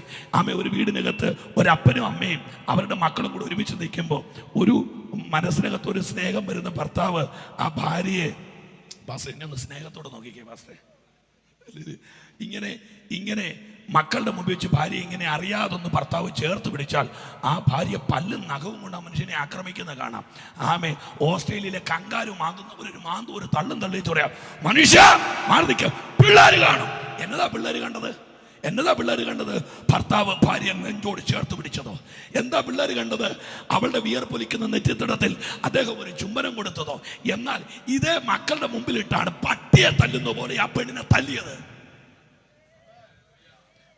ഇത് പിള്ളേരുടെ മുമ്പിലിട്ടാണ് അവളുടെ 6ആം മാലിക്ക് ചവിട്ടിയത്. നാണമില്ലാത്തവന്മാർ. അപ്പൊ സ്നേഹിക്കുന്ന പിള്ളേർ കാണരുത്, പിന്നെ ചവിട്ടുന്നത് കാണാം. ഒരു തലമുറയ്ക്ക് കൊടുക്കുന്ന ഇപ്പൊ കളി മാറി. ഇത് പെണ്ണുങ്ങളുടെ ലോകമാ, സൂക്ഷിച്ചോ. കഴിഞ്ഞ ദിവസം ആരാണ്ട് എനിക്കൊരു വീഡിയോ അയച്ചു തന്ന് ഫ്രിഡ്ജ് മേടിച്ച പേസ്പോർട്ടിന്റെ കൂടിനകത്ത് കയറി ഒരാൾ ബസ്സിൽ കയറുന്നു. വണ്ടിയില്ലാത്തവരെല്ലാം വീട് പണയം വെച്ചിട്ട് വണ്ടി മേടിച്ചു. അതാ നിനക്ക് നല്ലത്. ഇല്ല, ഗോതമ്പുണ്ടെന്ന് നിന്റെ ഊപ്പാട് വരും. ഹല്ലേലൂയ. ഇവിടെ ബന്ധങ്ങളെല്ലാം പണം ഇന്ദ്രജാല പ്രകടനം നടത്തുകയാ. ചേട്ടനും അനിയനും അളിയനും. എൻ്റെ വീട്ടിൽ ആരും തിരിഞ്ഞു കയറിയില്ല. അമ്മയുടെ സഹോദരങ്ങൾ, അപ്പൻ്റെ സഹോദരങ്ങൾ എല്ലാവരും കൈവിട്ടു. അവസാനം ജീവിക്കാൻ വഴി അടഞ്ഞവനുള്ള വിജയത്തിൻ്റെ വഴി ആത്മഹത്യയാണ്. ജീവിക്കാനുള്ള വഴി അടഞ്ഞവന് വിജയിക്കാനുള്ള ഏകമാർഗം ആത്മഹത്യ. കണ്ടില്ലേ? അപമാന ഭാരത്തിന്റെ ഒരു റീല് നെഞ്ചിനകത്ത് കുത്തിക്കേറിയപ്പോൾ 42 വയസ്സുള്ള ഒരു ചെറുപ്പക്കാരൻ കയറി തൂങ്ങിയാടി. പോട്ടെ, ആരുടെയോ വൈരാഗ്യം തീർന്നു. പക്ഷെ നൊന്തു പറ്റിയ അമ്മയുടെ പെട്ടിയുടെ മുമ്പിലെ കരച്ചിൽ എത്ര ഭീകരമാണ്. നിങ്ങളൊന്ന് ആലോചിച്ച് നോക്കിക്കേ. ജീവിതത്തിൽ തോറ്റുപോകുന്നവന്റെ ഏറ്റവും വിജയിക്കാനുള്ള മാർഗം അവന്റെ ആത്മഹത്യ. പക്ഷേ സ്നേഹിത, ആത്മഹത്യ ചെയ്യരുത്. പൊരുതണം. ഇന്ന് രാത്രി നിൽക്കാൻ നീ തയ്യാറാണെങ്കിൽ നിന്റെ കൂടെ നിൽക്കാൻ ഒരു ദൈവം തയ്യാറാ. എല്ലാരും കൈവിട്ടു, എല്ലാരും ഉപേക്ഷിച്ചു. എൻ്റെ അപ്പനെ അമ്മയെ 6 പ്രാവശ്യമാണ് ആത്മഹത്യക്ക് ഒരുങ്ങിയത്. കുപ്പിച്ചിലിടിച്ചു പൊട്ടിച്ച് ചോറിന്റെ ഉരുളെ വെച്ച് വിഴുങ്ങി മരിക്കാൻ നോക്കി. ഫ്യൂരിഡാൻ വിഷം കുടിക്കാൻ നോക്കി. കെട്ടിത്തൂങ്ങി കയറൂടെ ചെത്തിക്കണ്ടിച്ച് നിലത്തിട്ടു.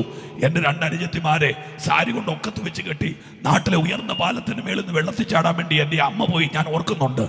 6 ആത്മഹത്യകൾ വഴിമാറിയ വീടിനകത്തുനിന്ന് ഇന്ന് രാത്രി ഞാനിവിടെ വന്നത്. ഒരാൾ കണ്ണുരുട്ടിയാൽ എനിക്ക് പേടിക്കാൻ പറ്റില്ല. ഒരാൾ ആക്രോശിച്ചാൽ നിന്നെ കൊല്ലുവിടാന്ന് പറഞ്ഞാൽ എനിക്ക് പ്രസംഗം നിർത്താൻ പറ്റുകയില്ല. അതിന്റെ കാര്യം എന്നറിയാമോ? 6 മരണം വഴിമാറിയ വീടിനകത്തുനിന്ന് ഞാൻ ഈ പുസ്തകം കൊണ്ടിറങ്ങിയത്. ജീവൻ പോകുന്നത് വരെ വിളിച്ചു പറയും, മനുഷ്യനെ രക്ഷിക്കാൻ ഒരാൾക്ക് കഴിയുമെന്ന്. ആ കരമൊന്ന് ചേർത്ത് അടിച്ച് യേശുവേ വിളിച്ചു. ഹല്ലേലൂയ. എല്ലാവരും കൈവിട്ട് ജീവിക്കാൻ മാർഗമില്ല. അന്നത്തെ കാലത്ത് അത്യാവശ്യം കുഴപ്പമില്ലാത്തൊരു വീടായിരുന്നു. ആ വീടിന്റെ ഉത്തരവും കഴുക്കോലും, ഞാനൊരു നാട്ടുഭാഷ ഉപയോഗിക്കാൻ ക്ഷമിക്കണം, ഉത്തരവും കഴുക്കോലും മോന്തായവും ഞങ്ങൾ പൊളിച്ചു വിറ്റു. അന്നത്തെ ആമേ നമ്മുടെ നാട്ടുഭാഷ ചില അപ്പച്ചന്മാർക്കറിയാം, പത്തിക്കാലം എന്നൊക്കെ പറയുന്ന ആമേ കോടാലി കൊണ്ട് വെട്ടിയാൽ വെട്ടുന്നവൻ്റെ നെറ്റിക്ക് കോടാലി അടിക്കുന്ന അത്ര മൂത്ത തടികൾ ആമേ ഓരോന്ന് ഞങ്ങൾ എടുത്ത് വിറ്റു. ആമേ അന്ന് വെച്ചിരിക്കുന്ന വെട്ടുകല്ല് പൊട്ടാതെ ഞങ്ങൾ അടർത്തി വിറ്റു. അന്ന് തറപ്പാട്ടിലിടുന്നത് ചുവന്ന മണ്ണല്ല, അന്ന് തറപ്പാട്ടിലിടുന്നത് സ്വർണത്തിൻ്റെ നിറമുള്ള ആറ്റുമണ്ണ് ഞങ്ങൾ കൊട്ടയ്ക്കകത്ത് കോരി വിറ്റു. എന്തിനാണെന്നറിയോ? അപ്പൻ ഒരു നേരത്തെ മരുന്ന് മേടിക്കാൻ, അവസാനം മരുന്ന് മേടിക്കാൻ പണമില്ലാതെ വെള്ളശംഖുപുഷ്പത്തിൻ്റെ വേരിട്ട് പാലും കാച്ചി കൊടുത്ത് നിറകു മുതൽ പാദം വരെ പഴുപ്പും ചല ഒഴുകുന്ന നാസാരന്ധ്രം ആമെ തുളച്ചു കയറുന്ന കണ്ണുമായ ദുർഗന്ധത്തിന്റെ അടിമായി പുഴുത്തു കിടക്കുന്ന എൻ്റെ അപ്പനെ ആമെ ജീവിക്കാൻ മാർഗമില്ലാതെ വീടിന്റെ മുറ്റത്ത് ആമെ മുളങ്കമ്പ് കൊണ്ടൊരു ഏറുമാടം കെട്ടി മരണത്തെ കാത്തിരിക്കുന്ന എൻ്റെ അപ്പന്റെ മുഖം എൻ്റെ ഓർമ്മയിലുണ്ട്. അങ്ങനെ ഇരിക്കെ 2 സുവിശേഷകന്മാർ ഞങ്ങളുടെ വീട്ടിൽ കയറി വന്നു. 2 സുവിശേഷകന്മാർ ഞങ്ങളുടെ വീട്ടിൽ കയറി വന്നു. ആമേ എൻ്റെ വീട്ടിൽ കയറി വന്നു. അയ്യോ കേരളമേ, അയ്യോ ഇന്ത്യ മഹാരാജ്യമേ, അല്ലയോ പൊന്നു നാട്ടുകാരെ, എന്തിനാപ്പാ തല്ലുന്നത്? പാവം ദൈവദാസന്മാരെ എന്തിനാ തല്ലുന്നത്? മുക്കോണം മുടിഞ്ഞ് ചാകാനിരിക്കുന്നവന് വീട്ടിൽ കയറി ഒരു വാക്ക് പ്രാർത്ഥിച്ചതാണോ ഈ നാട്ടിലെ ഏറ്റവും വലിയ തെറ്റ്? ആത്മഹത്യ ചെയ്യാനിരിക്കുന്ന ഒരു വീട്ടിൽ കയറിയച്ച് നിങ്ങൾ സൂയിസൈഡ് ചെയ്യരുതെന്ന് പറഞ്ഞതാണോ ഈ കേരളത്തില് ഏറ്റവും വലിയ തെറ്റെന്ന് പറയുന്നത്?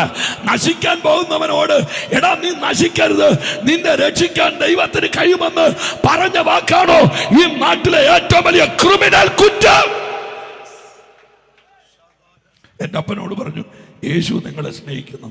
എൻ്റെ അപ്പൻ പുഴുത്ത ശരീരം കൊണ്ട് രാക്ഷസനെ പോലെ കുലുങ്ങിച്ചിരിക്കുന്നതിൻ്റെ ഓർമ്മയിലുണ്ട്.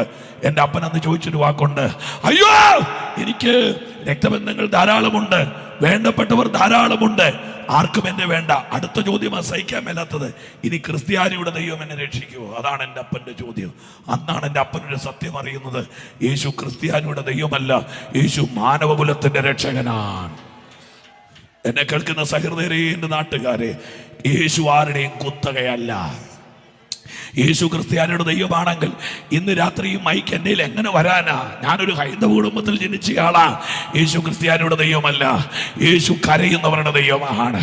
യേശു നിങ്ങളൊരു ആമേൻ പറയുന്നില്ല, കമാണ്. യേശു പാപികളുടെ രക്ഷകനാണ്, യേശു രോഗികളുടെ സൗഖ്യദായകനാണ്. അയ്യോ യേശു പാപികളുടെ രക്ഷകനാണ്. ഹല്ലേലൂയ. ഞാൻ ഇന്ന് ഓർക്കുന്നു, ആ വീടിന്റെ മുറ്റത്ത് ആമേ 200 രൂപ വിലയുള്ള ആമേ ഒരു ഹാൻഡ് റെസ്റ്റുള്ള പ്ലാസ്റ്റിക്കിന്റെ കസേരയിൽ എൻ്റെ അപ്പനെ ഇരുത്തി കണ്ടത്തിൽ കൂടെ ചുമന്ന് ആമേൻ അന്ന് രാത്രി എൻ്റെ അപ്പനെ ഒരു പ്രാർത്ഥനയ്ക്ക് കൊണ്ടുപോയി. പണ്ട് കാലത്തെ പെട്രോമാക്സ് 2 എണ്ണം കത്തിച്ചിട്ട് നടക്കുന്ന ഒരു യോഗത്തിന്റെ പുറത്ത് ആരും അറിയാതെ ഇരുട്ടത്ത് പോയിരുന്ന എൻ്റെ അപ്പനെ യേശു തൊട്ടു 40 വർഷത്തിന് മുമ്പ്. ഹല്ലേലൂയ. ഇന്ന് ഞങ്ങളുടെ വീട്ടിൽ ഞങ്ങൾ ഉപദേശിമാർ 5 എണ്ണം ഉണ്ട്.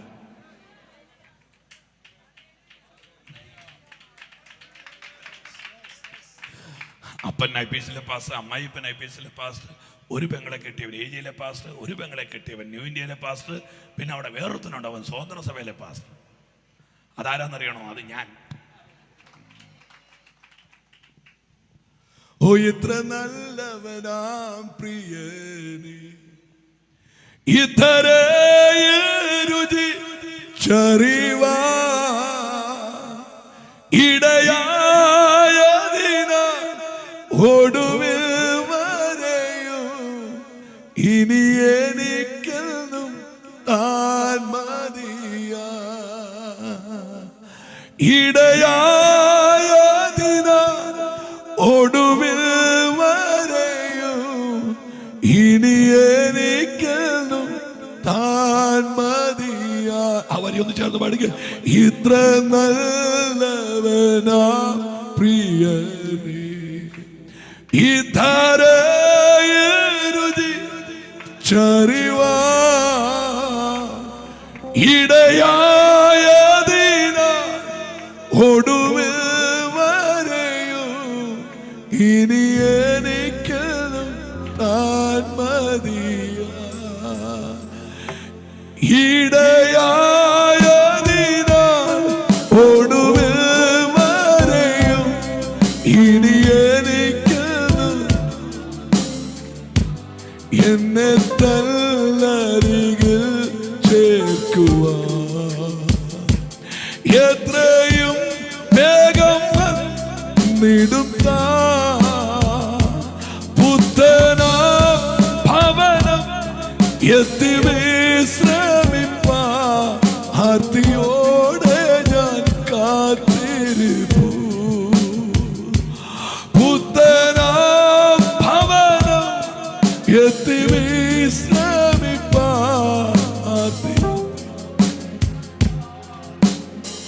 ചേർന്ന കരങ്ങൾ ഉയർത്തി ഹല്ലേലൂയ പറഞ്ഞാട്ടെ. അങ്ങനെ ഞങ്ങൾ കുടുംബമായി കർത്താവിൻ്റെ വേല ചെയ്യുകയാണ്.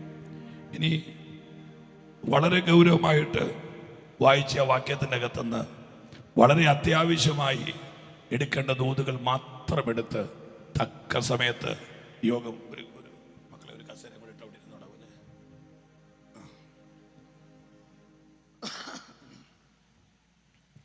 പ്രാർത്ഥിപ്പാൻ ആഗ്രഹിക്കുന്നു. നമ്മുടെ യോഗം 9 മണിക്കാ തീരുന്നത് തോന്നല്ലേ? റൈറ്റ്. യേശു കർത്താവിൻ്റെ പരസ്യ ശുശ്രൂഷയിലെ വളരെ ഗൗരവമുള്ള അത്ഭുതങ്ങളിൽ ഒന്ന് യേശു കർത്താവ് ഉയർപ്പിച്ച 3 മരണ വീടുകളാണ്. ഈ മരണമെന്ന വാക്ക് മാനവകുലത്തിന് പരിചയപ്പെടുത്തിയ സാത്താനല്ല. മരണമെന്ന വാക്ക് മാനവകുലത്തോട് ആദ്യം സംസാരിച്ചത് സ്വർഗത്തിലെ ദൈവമാണ്. പറഞ്ഞ വാക്ക് നിങ്ങൾ ഓർക്കുന്നുണ്ടോ? തിന്നരുത്, തിന്നുന്ന നാളിൽ നിങ്ങൾ മരിക്കും.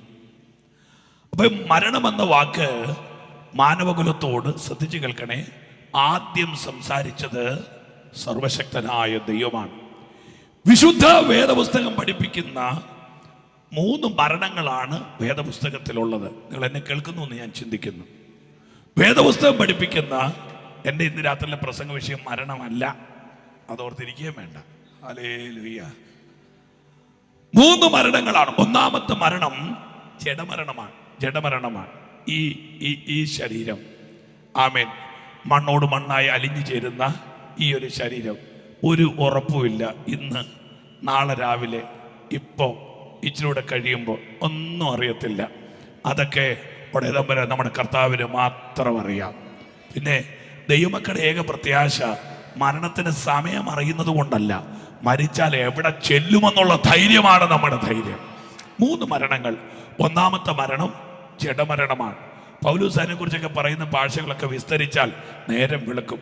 കൂടാരമായ ഞങ്ങളുടെ ഭൗമഭവനം അഴിഞ്ഞു പോയാൽ, കൂടാരമായ ഞങ്ങളുടെ ഭൗമഭവനം അഴിഞ്ഞു പോയാൽ കൈപ്പണിയല്ലാതെ നിത്യമായ ഒരു കെട്ടിടം ഞങ്ങൾക്ക് സ്വർഗത്തിലുണ്ടെന്നറിഞ്ഞ് ഞങ്ങൾ ഈ കൂടാരത്തിൽ സന്തോഷത്തോടെയല്ല, ഞരങ്ങിക്കൊണ്ട് പാർക്കുകയാണ്. ഞരങ്ങിക്കൊണ്ട് എന്ന് പറഞ്ഞാൽ, ആമേൻ കർത്താവായ യേശുവേ വേഗം വരണമേ. ആധിയില്ലാത്ത, വ്യാധിയില്ലാത്ത, രോഗമില്ലാത്ത, ദുഃഖമില്ലാത്ത, ദുരിതമില്ലാത്ത, അപവാദമില്ലാത്ത, വേദനകളില്ലാത്ത, ആമേ വീതി സ്വച്ഛ സ്ഫടിക തുല്യ തങ്ക നിർമ്മിതമായ ഒരു പുത്തൻ യെരൂശലേം പട്ടണം എനിക്ക് വേണ്ടി സ്വർഗത്തിൽ ഒരുങ്ങുകയാണ്.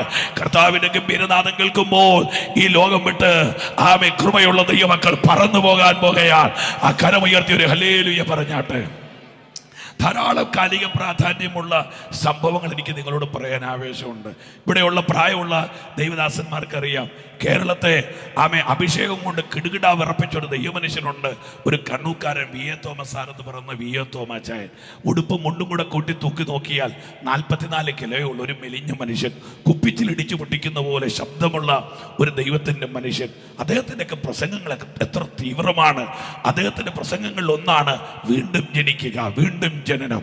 അങ്ങനെ ആമേ ആരോഗ്യമില്ലാത്ത ഒരു മനുഷ്യൻ സുവിശേഷത്തിന്റെ ആർത്തി ആവേശമാക്കി ആമേ ഭക്ഷണം കഴിക്കാൻ മറന്നു, ഉറങ്ങാൻ മറന്നു. അദ്ദേഹത്തിന്റെ ഷുഗർ നോർമൽ 400 ആണ്. അപ്പൊ കൂടിയാലുള്ള അവസ്ഥ നിങ്ങൾ തന്നെ ഒന്ന് ആലോചിച്ച് നോക്കിയേ. അങ്ങനെ ശരീരം മുഴുവൻ ക്ഷീണിച്ചും ഓടി നടന്ന കർത്താവിന്റെ വേല ചെയ്തു. ഒരിക്കൽ എവിടെയോ കൺവെൻഷനോ യോഗത്തിനോ പോകുമ്പോൾ ആരുടെയോ ബൈക്കിന്റെ പുറകിൽ അള്ളിപ്പിടിച്ചിരുന്ന് അദ്ദേഹം യോഗത്തിന് പോയി. എൻ്റെ പ്രിയപ്പെട്ടവരെ, ഞാൻ പറയുന്നത് തെറ്റാണെങ്കിൽ മനഃപൂർവ്വമായിട്ട് എന്നോട് പുറത്തേക്കണം. ഉപദേശിമാർ വരുന്ന വണ്ടിയുടെ വലിപ്പം നോക്കിയിട്ടല്ല നിങ്ങൾ ഹല്ലേലൂയ പറയേണ്ടത്. അവയെ കേൾക്കുന്ന ദൂതന് വേണം ഹല്ലേലൂയ പറയാൻ. ഹല്ലേലൂയ. പണ്ടത്തെ നമ്മുടെ അപ്പച്ചന്മാർക്ക് കയറിപ്പോകാൻ വണ്ടിയില്ല, വള്ളവും ഇല്ല. പക്ഷെ അവരെല്ലാം അഭിഷേകം ചുമന്നുകൊണ്ട് നടന്നവരാണ്. സാധാരണ ആളുകൾ, ഡാനിയലിന് മനസ്സിലായോ? ഹലോ ഡാനിയൽ, ഇപ്പൊ നാട്ടിലുണ്ടോ എന്ന് പറഞ്ഞൊരു ചോദ്യമുണ്ട്. പിന്നെ എവിടെ പോകാന്? ചുമ്മാ വിളിച്ചേച്ച് വെറുതെ ചോദിക്കുക, ഇപ്പൊ നാട്ടിൽ ഉണ്ടോന്ന്. അപ്പൊ ആരുടെയോ മനസ്സിനകത്ത് കയറിയിട്ടുണ്ട്, ഏതെങ്കിലുമൊക്കെ രാജ്യത്തിന്റെ സീല് പാസ്പോർട്ടെ വന്നില്ലെങ്കിൽ നമുക്ക് കൃപയില്ല എന്ന് പറഞ്ഞൊരു ചിന്ത എൻ്റെ പൊന്നു പ്രിയപ്പെട്ടവരെ, നാട്ടിലും കാട്ടിലും അയച്ചവന്റെ വേല ചെയ്യുന്നതാണ് അഭിമാനം എന്ന് പറയുന്നത്. ഹല്ലേലൂയ. ദൈവത്തിന്റെ സമയമാകുമ്പോൾ നമ്മളെല്ലാവരും പോകുമെന്നേ. ആമേ ഏത് രാജ്യത്ത് വേണേലും പോകാം. പക്ഷെ ഇനി ഒരു രാജ്യത്ത് പോയില്ലേലും നിത്യരാജ്യത്ത് പോകുന്നതാണ് ഏറ്റവും വലിയ കാര്യമെന്ന് ഓർത്തോണം. ആ കരമൊന്ന് ഉയർത്തിക്കൊണ്ടൊരു നല്ല ഹല്ലേലൂയ പറഞ്ഞാട്ടെ. ഈ വി എ തോമസ് സാറ് സ്കൂട്ടറിന്റെ പുറകിൽ കയറി ഇരുന്നുകൊണ്ട് കൺവെൻഷന് പ്രസംഗിക്കാൻ പോകുകയാ. അദ്ദേഹത്തിന് ആരോഗ്യം നല്ലേ കുറവുള്ള മനുഷ്യനാ. ഒരു വലിപ്പമുള്ള ബൈക്കിന്റെ പുറകിൽ നിന്ന് സ്റ്റോപ്പിൽ ചെന്ന് താഴോട്ട് ഇറങ്ങുമ്പോൾ ശരീരത്തിന്റെ ബാലൻസ് തെറ്റി പഴുത്ത് നിന്ന ആ കാലിന്റെ സൈലൻസർ, ആ ബൈക്കിന്റെ സൈലൻസറെ കാല് കൊണ്ടിട്ട് ആ മസിലിന്റെ ഭാഗം, ആ മെലിഞ്ഞിരിക്കുന്ന കാല് തൊക്ക് മാത്രമല്ല മാംസത്തോട് ചേർന്ന് നിങ്ങളൊന്ന് പ്രാർത്ഥിച്ചുകൊണ്ടിരിക്കണേ പ്രിയപ്പെട്ടവരെ. ആഴമായിട്ടൊന്ന് പൊള്ളി. ആ പൊള്ളൽ സഹിച്ചുകൊണ്ട് പ്രസംഗിച്ചു. ആ പൊള്ളൽ മാറിയില്ല. ധാരാളം ട്രീറ്റ് ചെയ്തു, മാറിയില്ല. അവസാനം ആ പൊള്ളൽ വലുതാകാൻ തുടങ്ങി. ആ പഴുപ്പ് ശരീരത്തിൽ കയറാൻ തുടങ്ങി. ഞാൻ കേട്ടത് ശരിയാണെങ്കിൽ, അറിഞ്ഞത് ശരിയാണെങ്കിൽ CMC വെല്ലൂർ മെഡിക്കൽ കോളേജിൽ ചെന്നു. ആ ആശുപത്രി ഡോക്ടേഴ്സ് പരിശോധന കഴിഞ്ഞിട്ട് പറഞ്ഞു, ആ ശരീരം മുഴുവൻ, കാല് മുഴുവൻ കാറ് കൊണ്ട് കറുത്തു, ഈ കാലിന് ഉപയോഗശൂന്യമാണെന്ന് പറഞ്ഞ് വെല്ലൂർ മെഡിക്കൽ കോളേജിന്റെ കട്ടിയുള്ള ടേബിളിൽ വലിയ വെട്ടത്തിന്റെ താഴെയിട്ട് വി എ തോമച്ചാന്റെ കാലുകൾ മുറിച്ചു മാറ്റി. അവസാനത്തെ അദ്ദേഹത്തിന്റെ പ്രസംഗങ്ങൾ നിന്നുകൊണ്ടല്ല, പ്ലാസ്റ്റിക് കസേരയിൽ ഇരുന്നു കൊണ്ടാണ്. അദ്ദേഹത്തിന്റെ അവസാനത്തെ 5 പ്രസംഗങ്ങൾ എന്റെ കൈവശം ഉണ്ടായിരുന്നു. അദ്ദേഹത്തിന്റെ ലാസ്റ്റ് പ്രസംഗം കർത്താവ് തൻ ഗംഭീരനാഥത്തോടെ, പ്രധാന ദൂതന്റെ ശബ്ദത്തോടെ, ദൈവത്തിന്റെ കാഹളത്തോടെ. പ്രിയപ്പെട്ടവരെ, നിങ്ങൾ കേൾക്കണം. ഇത് പ്രസംഗിച്ചുകൊണ്ടിരിക്കുന്ന കൂട്ടത്തിൽ ആ കസരിൽ നിന്ന് വി എ തോമച്ചാൻ ഒന്ന് പെടച്ചു. ആളുകൾ ഓർത്ത് മറിയാൻ പോകുകയാണ്. ഓടിച്ചൊന്ന് കയറി പിടിച്ചു. അപ്പച്ചൻ പിടച്ചത് അഭിഷേകത്തിന്റെ പിൻബലത്തില. വി എ തോമച്ചാൻ പറഞ്ഞ വാക്ക് കേൾക്കണോ? എന്റെ പ്രിയപ്പെട്ടവരെ, വി എ തോമച്ചാന്റെ കാല് എന്റെ മുട്ടിനടിയിലില്ല. നഖം വെട്ടി, എണ്ണ പുരട്ടി, ക്രീം പുരട്ടി ഞാൻ സംരക്ഷിച്ച എന്റെ ചുവന്ന കാലുകൾ അവർ വെട്ടിമാറ്റി. എന്റെ കാലെവിടെയാ എനിക്കറിയില്ല. ചാവാലിപ്പെട്ട് തിന്ന് കാണാം, കരണ്ട വെച്ച് കരിച്ചു കാണാം, അവൻ കടലെറിഞ്ഞു കാണാം, മണ്ണിൽ കുഴിച്ചു മൂടി കാണാം. ഇത് പറഞ്ഞ വി എ തോമച്ചാൻ കരഞ്ഞുകൊണ്ടൊരു വാക്ക് പറഞ്ഞു, എന്റെ കാലെവിടെയാന്ന് എനിക്കറിയണ്ട, പക്ഷെ കാഹളം ധ്വനിക്കുമ്പോൾ അതെവിടെയാണെങ്കിലും അത് പറന്ന് പറന്ന് പറന്ന് അവൻ ഇന്ന് രാത്രി പ്രത്യാശയുള്ളവർ നല്ലപോലെ ആ കൈയൊന്നടിച്ച് യേശു മടങ്ങി വരും. ക്രിസ്തുവിൽ മരിച്ചവൻ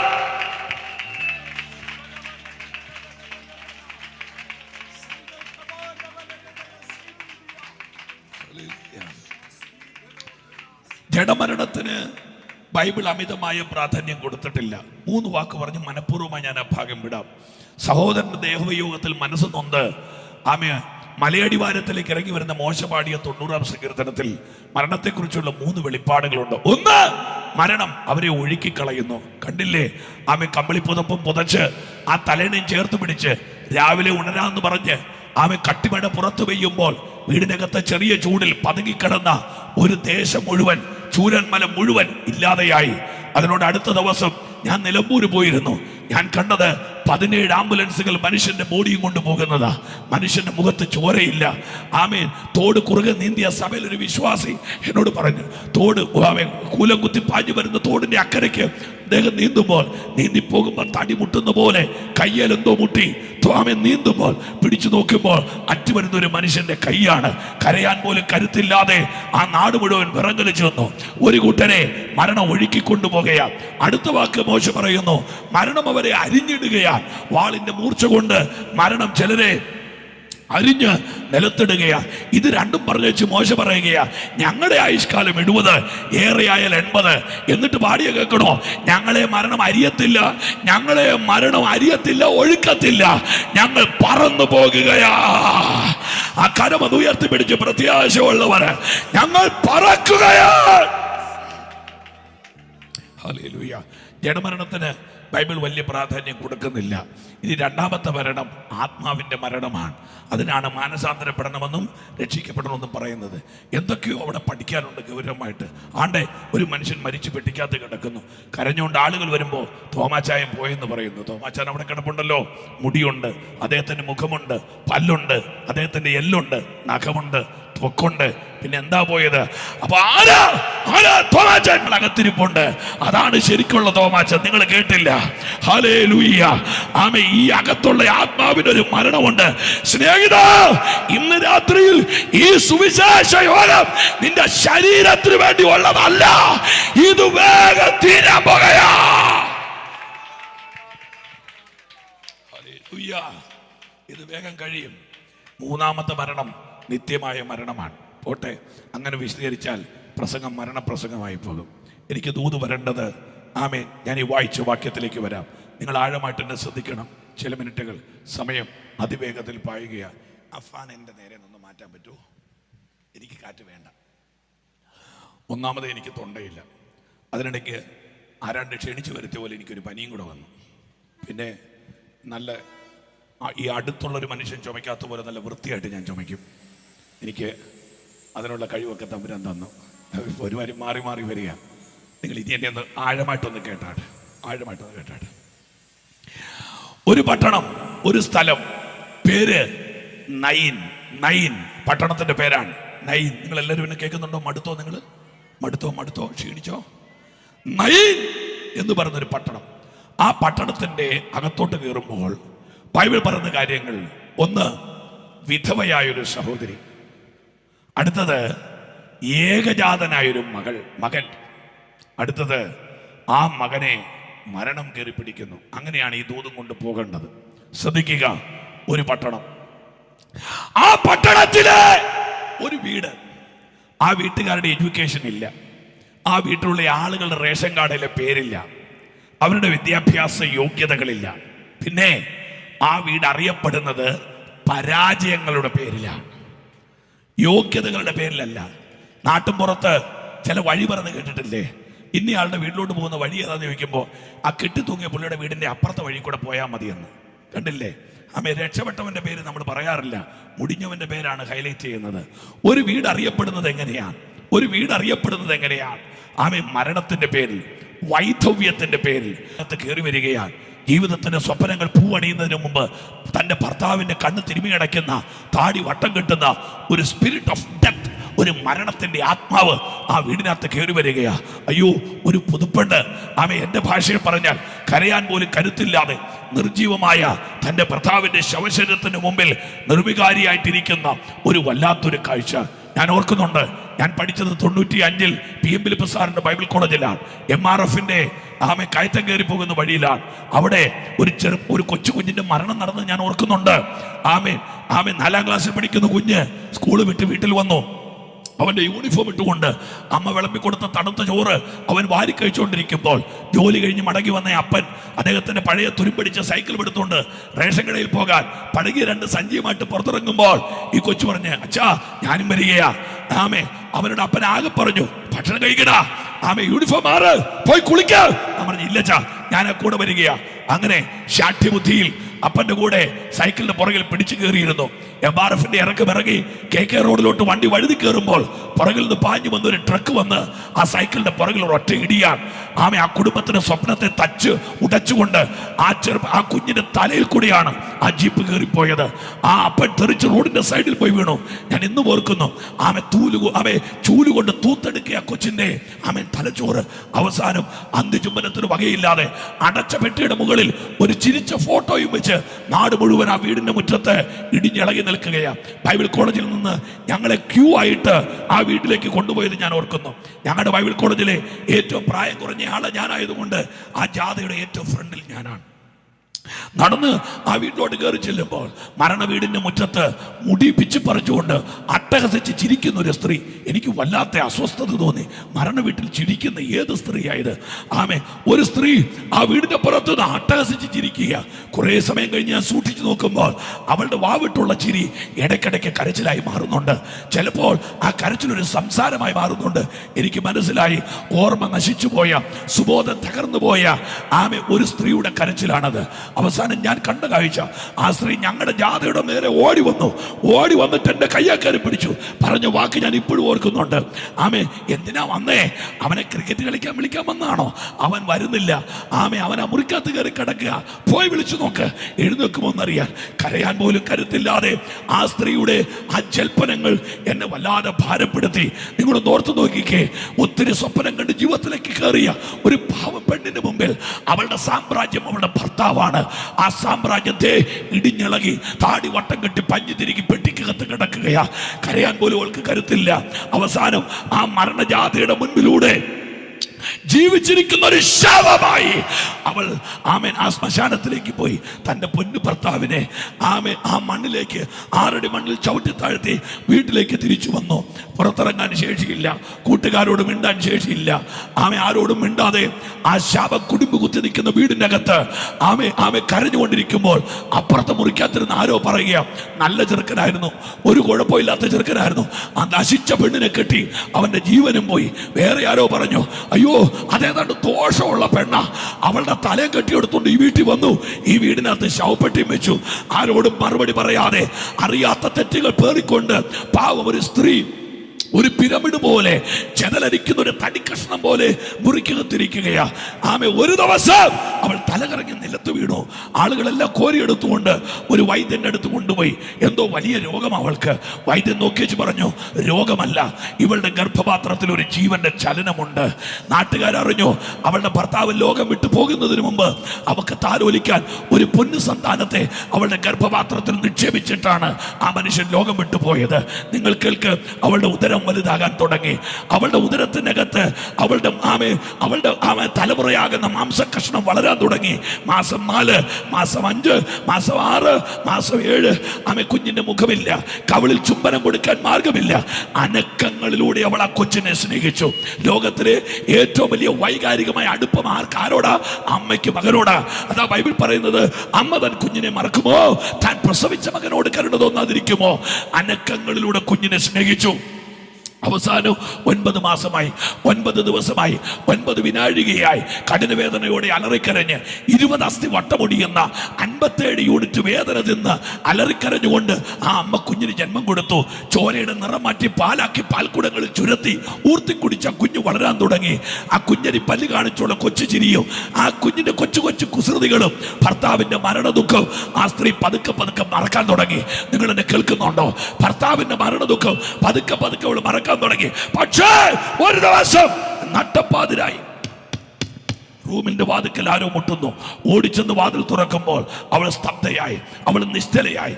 കേരളത്തിന്റെ ഭാഷയെ പറഞ്ഞാൽ കറുത്ത കാട്ടുപോത്തിന് നെറുകയിലിരുന്ന് കാലൻ കുടുക്കെറിയുന്നത് പോലെ ഭർത്താവിനെ കൊണ്ടുപോയ മരണത്തിന് ദൂതൻ വീടിന്റെ വാതിക്കൽ രണ്ടാമത് വന്നിരിക്കുകയാ.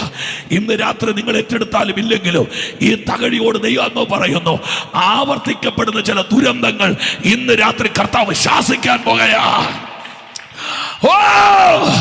ആവർത്തിക്കപ്പെടുന്ന ശാപങ്ങൾ, ആവർത്തിക്കപ്പെടുന്ന ശാപങ്ങൾ. കമോൺ, ആ കൈയൊന്ന് അടിച്ച് യേശുവേ എന്ന് വിളിക്കാമോ? ഒന്നിലധികം പെടുമരണങ്ങൾ, ഒന്നിലധികം ആക്സിഡന്റുകൾ. ഇതൊരു സാധാരണ യോഗമല്ല. യേശു ഇന്ന് രാത്രി ഗ്രൗണ്ടിലൂടെ നടക്കുകയാ, ആരോടും പറയാതെ. ശാപ കുടുംബി കെട്ടിയ വീട്ടിൽ കണ്ണിനകത്തൂടെ കണ്ണുനീരിന് പകരം ചോര വരുന്ന ഏതോ അമ്മമാർ ഇന്ന് രാത്രി എന്നെ കേൾക്കുകയാ. പെറ്റുപോയ മക്കളെ ഓർത്ത്, സ്വന്തം വീടിനെ ഓർത്ത് കരയാൻ കരുത്തില്ലാത്ത ഏതോ അമ്മമാർ ഇന്ന് രാത്രി കണ്ണുനീർ തുടയ്ക്കാൻ ഒരുവൻ ഇവിടെ ഇറങ്ങിയിട്ടുണ്ട്.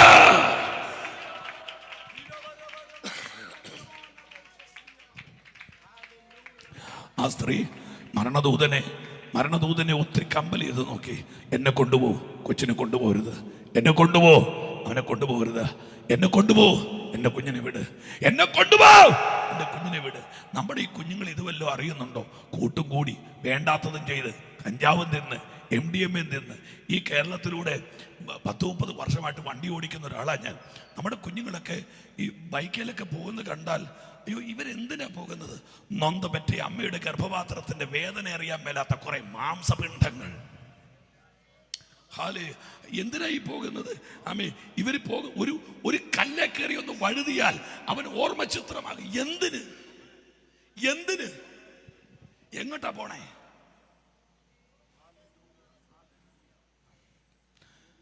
കഴിഞ്ഞ ദിവസം സുൽത്താൻ ബത്തേരിയിൽ, നിങ്ങളെല്ലാവരും എന്നെ ശ്രദ്ധിക്കുക പ്രിയരെ, എന്നെ ശ്രദ്ധിക്കുക, വരുന്നവർ കയറും ഇരിക്കുകയൊക്കെ ചെയ്തോളൂ.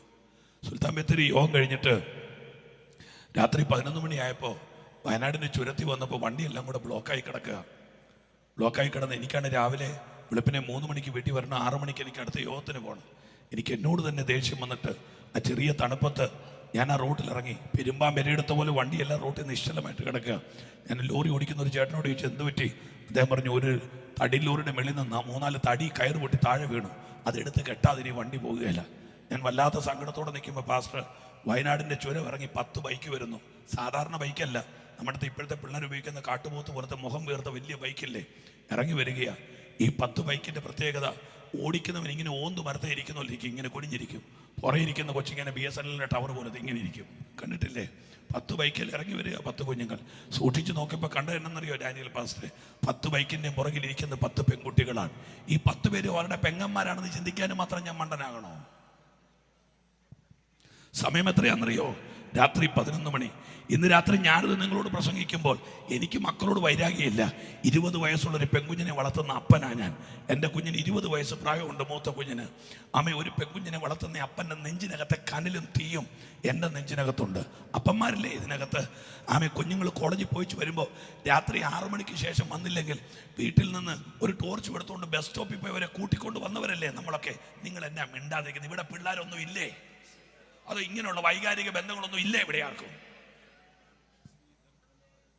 രാത്രി 6 മണി കഴിഞ്ഞ് പെൺകുഞ്ഞ് വരാൻ താമസിച്ചാൽ ബസ് സ്റ്റോപ്പിൽ പോയി കൊച്ചിന്റെ കയ്യെ പിടിച്ച് ആരുടെയും കണ്ണീർ കൊള്ളാതെ പൊതിഞ്ഞു പിടിച്ച് വീട്ടിൽ കൊണ്ടുവന്ന നമ്മുടെ മക്കൾ രാത്രി 11 മണിക്ക് ഒരു പരിചയമില്ലാത്തവന്റെ ബൈക്കിന്റെ പുറകിലിരുന്ന് ഇറങ്ങാനും മാത്രം നമ്മുടെ കുഞ്ഞുങ്ങൾ വളർന്നുപോയി. തൊഴിലുറപ്പിന് കിട്ടുന്ന 363 രൂപയാ പാസ്റ്റർ. 63 രൂപയ്ക്ക് പുഴു കയറി അരിമേടിച്ച് തിന്നേച്ച് 300 രൂപ കോഴിക്കോട് മെഡിക്കൽ കോളേജിലേക്ക് അയച്ചു കൊടുക്കുക. എന്തിനാണെന്നറിയോ? എൻ്റെ കൊച്ചു നേഴ്സായി വരുന്നത് കാണാൻ. പക്ഷേ അവളോ ആരുടെയോ ബൈക്കിന്റെ പുറകിലിരിക്കുക. എന്നിട്ട് അമ്മ വിളിക്കുമ്പോൾ പറയാ, ഞങ്ങൾ ഫാൻ്റെ ചോട്ടിൽ നിന്ന് പഠിക്കുക. അല്ല, അത് ചുരത്തിലെ കാറ്റാണ്. തലമുറകൾ വഴിവിട്ട് പോകുകയാ. മൂട്ടി പഞ്ഞു വെച്ച വിൽസ് വലിച്ചുകൊണ്ട് 9ാം ക്ലാസ്സിൽ പഠിക്കുന്ന യൂണിഫോം ഇട്ട പെൺകൊച്ച് മല്ലപ്പള്ളി ബസ് സ്റ്റാൻഡിൽ നിൽക്കുന്നെന്ന്. എന്തൊരു ഭീകരതയല്ലേ? രാത്രി 12 മണിക്ക് ഞാൻ UK പോയിട്ട് തിരിച്ചു വരുന്ന സമയത്ത് ലണ്ടൻ ബ്രിഡ്ജ് കാണാൻ രാത്രി 12 എനിക്ക് വേറെ സമയമില്ലായിരുന്നു. 12 മണിക്ക് അവിടെ കുറെ ദൈവദാസന്മാരോട് ചേർന്ന് അവിടെ ചെല്ലുമ്പോൾ രാത്രി 12 മണിക്ക് സ്വന്തം വീട് പണയം വെച്ച് പഠിക്കാൻ പോയ നമ്മുടെ കുഞ്ഞുങ്ങൾ കഞ്ചാവും മയക്കുമരുന്ന് പഠിച്ച് അവിടെ പുൽത്തകടിയിൽ കിടന്ന് വലിയ വായിലെ ഒച്ച വെക്കുകയാ. എത്ര കുടുംബങ്ങളുടെ സ്വപ്നങ്ങളാ നമ്മൾ അറിയാതെ വഴിയാധാരമാകുന്നത്. ഇന്ന് രാത്രി അഹങ്കാരം കൊണ്ട് അരമുറുക്കണ്ട, തലമുറകൾക്ക് വേണ്ടി കരയാൻ തയ്യാറാകുക. നീ ചിന്തിക്കുന്നതിനേക്കാൾ ഭീകരമാണ് നിന്റെ കൊച്ചിന്റെ അവസ്ഥ. നീ ചിന്തിക്കുന്നതിനേക്കാൾ അപകടത്തിലെ ഇന്നത്തെ തലമുറ. ദൈവദാസന്മാരെ, നമുക്ക് കരയേണ്ട സമയമായത്. തലമുറ കൈവിട്ടു പോകുകയാ. ഈ യോഗം വെറുതെ നടക്കുന്നതല്ല. ആരുടെയോ പോക്കറ്റിൽ കിടന്ന് പൈസ കുത്തിയിട്ട് നടക്കുന്ന യോഗമല്ല ഇത്. ഇന്ന് രാത്രി ഏതൊക്കെയോ തലമുറകളെ യേശു തൊടാൻ നിൽക്കുകയാ. പാപത്തിന്റെ ശക്തികൾ ദേശം വിട്ട് ഓടട്ടെ. ശാപത്തിന്റെ ദുരാസക്തികൾ ദേശം വിട്ട്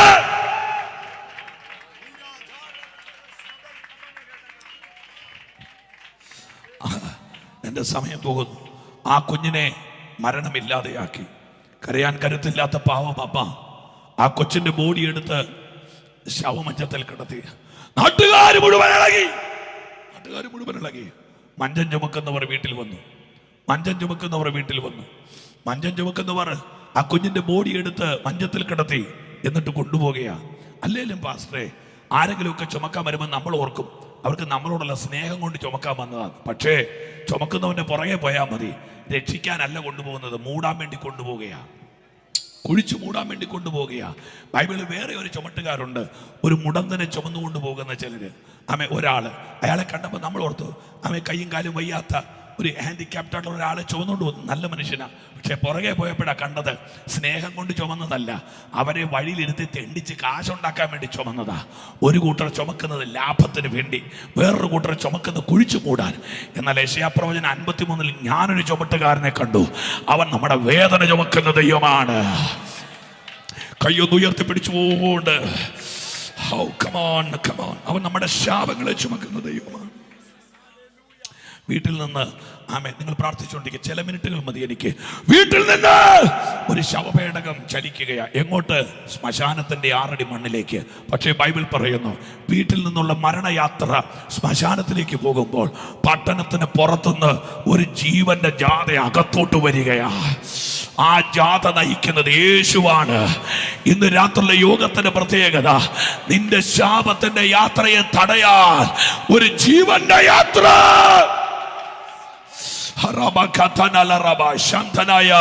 ആ കരമൊന്ന് അടിച്ചത് യേശുവേ എന്ന് വിളിച്ച്, എന്നെ കേൾക്കുന്ന സ്നേഹിത, എന്നെ കേൾക്കുന്ന പിതാവേ, നിന്റെ വീട്ടില് ശാപത്തിന്റെ യാത്രയെ തടയാൻ.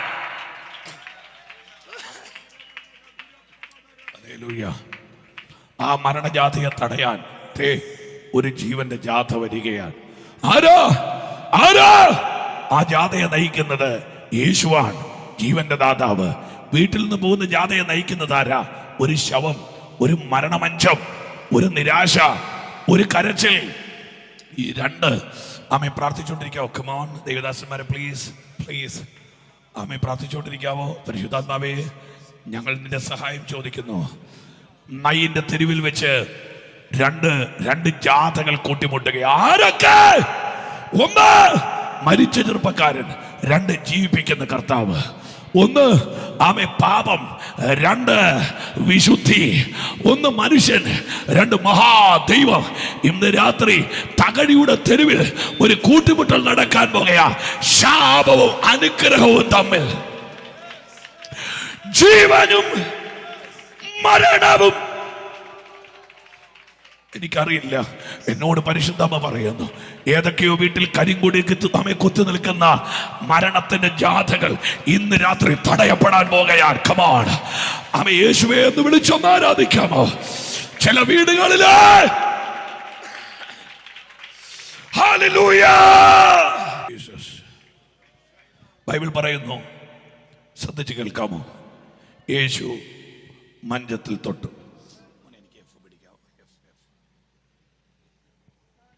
യേശു മഞ്ചത്തിൽ തൊട്ടു.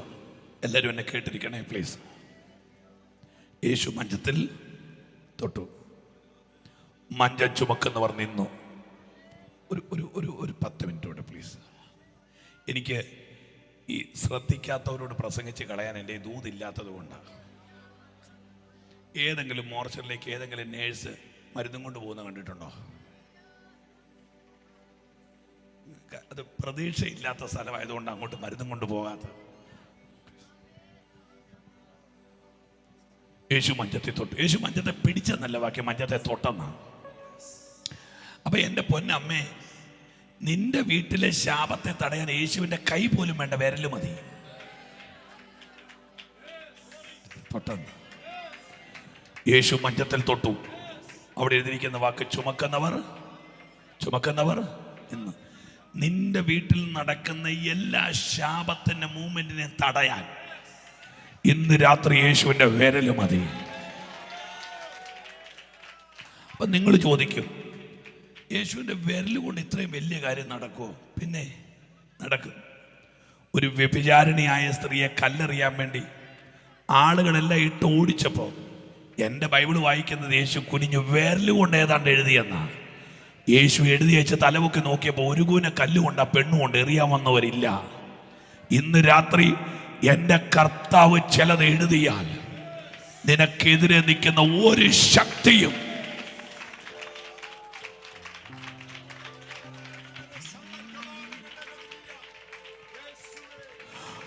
മഞ്ചം ചുമക്കുന്നവർ നിന്നു.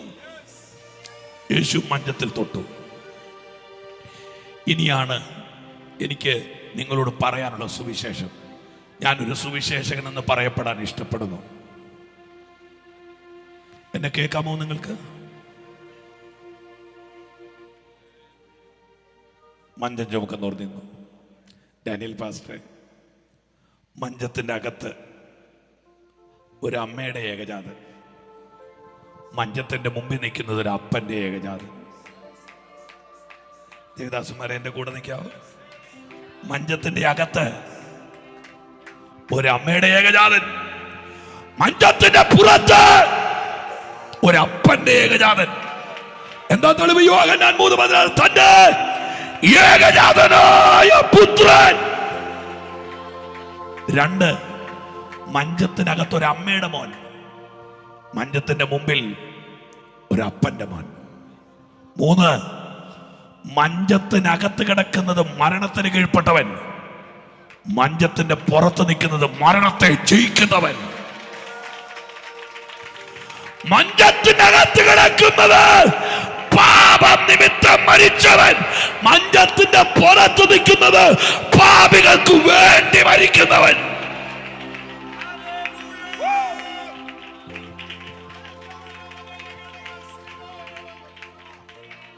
Is the wonderful time.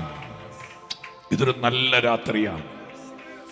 ഇന്ന് രാത്രി തകഴിയുടെ അന്തരീക്ഷത്തിൽ രണ്ട് ശക്തികൾ തമ്മിൽ കൂട്ടുമുട്ടുകയാണ്. മാതാവേ, നിന്റെ വീടിന്റെ ശാപവും യേശുവും തമ്മിൽ കാണുകയാണ്.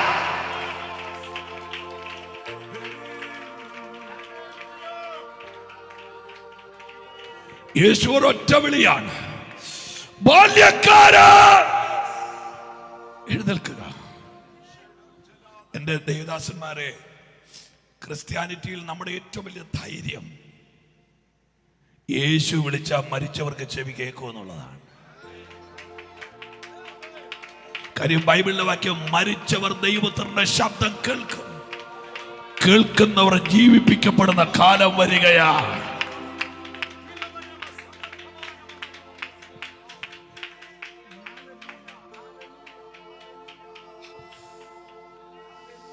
കല്ലറ പൊട്ടുന്ന ഒരു ദിവസം ഉണ്ടത്.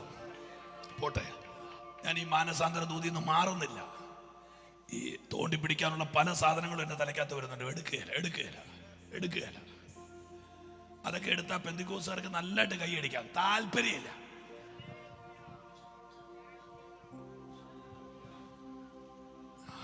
യേശു ഒറ്റ വിളി, ബാല്യക്കാരാ എഴുന്നേക്ക്. ഈ ചെറുക്കൻ ചാടി എഴുന്നേറ്റു. അപ്പോ പിശാച് എവിടെ കൊണ്ട് ഒളിപ്പിച്ചാലും യേശു വിളിച്ചാ വരണം. ഇനി മനസ്സിലാകുന്ന ഭാഷയെ പറയാം. ചെറുക്കൻ ചാടി എഴുന്നേറ്റു. ഈ ചില ആളുകൾക്കൊരു കുഴപ്പമുണ്ട്, ജീവൻ പ്രാപിച്ചാലും പെട്ടിക്കകത്ത് നിറഞ്ഞുകയില്ല.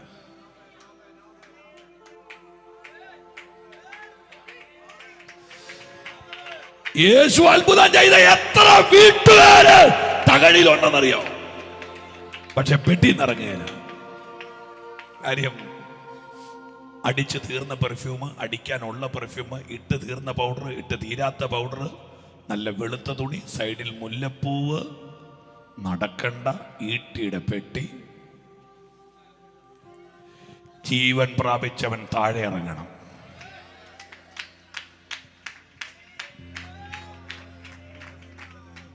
യേശുവിൻ പിൻപേ പോകാനുരച്ച്, യേശുവിൻ പിൻപേ പോകാനുരച്ച്, യേശുവിൻ പിൻപേ പോകാനുരച്ച്, പിന്മാറാതെ ഞാൻ മാറാതെ, പിന്മാറാതെ ഞാൻ മാറാതെ.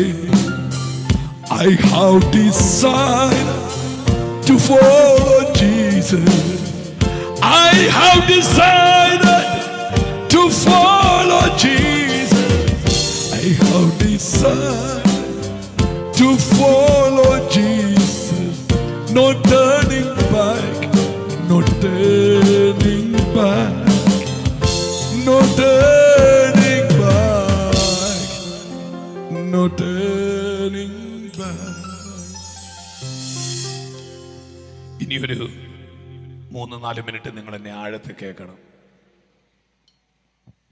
മരിച്ചവൻ താഴെ ഇറങ്ങി. ദേവദാസന്മാരെ, എന്നെ സന്തോഷമായിരിക്കും. അമ്മയ്ക്കല്ലേ എന്നെ സന്തോഷമായിരിക്കും അമ്മയ്ക്ക്. ആ നാട് മുഴുവൻ ആ സന്തോഷത്തിൽ പങ്കുചേർന്നു. ആ ചെറുക്കനെടുത്ത് ഒക്കച്ച് വെച്ചുകൊണ്ട് നൃത്തം ചെയ്ത് ഡാൻസ് കളിച്ച് എല്ലാവരും കൂടെ അവൻ്റെ വീട്ടിലേക്ക് പോയി. അവിടെ ഭയങ്കര ആട്ടവും ചാട്ടവും നൃത്തവും ആനന്ദമൊക്കെ നടക്കുക. പക്ഷെ എൻ്റെ സുവിശേഷം വേറെയാ. നൈനിൻ്റെ തെരുവിൽ 2 കാര്യങ്ങൾ മിച്ചം വന്നു. Please listen to me. 1, ഒഴിഞ്ഞൊരു ശവമഞ്ചം. 2, എൻ്റെ യേശു. സാത്താന്യ ലോകം ശവപ്പെട്ടിക്ക് ചുറ്റും നിന്ന് യേശുവിനോട് പറഞ്ഞു, തിരിച്ചതാ.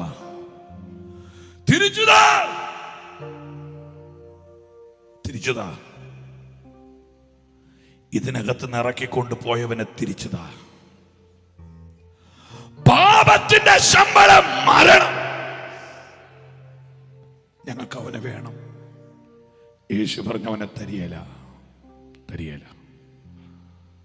സാത്താൻ പറഞ്ഞവന് വേണം. യേശു പറഞ്ഞു തരിയല. സാത്താൻ പറഞ്ഞു അവനെ വേണം. യേശു പറഞ്ഞു നോ, തരില്ല. ഇന്ന് രാത്രി നിങ്ങൾ ജീവനോടെ കസരിയിരിക്കുന്നതിൻ്റെ ഏക കാരണം ദൈവം നിങ്ങളെ കൊടുക്കാത്തതാ.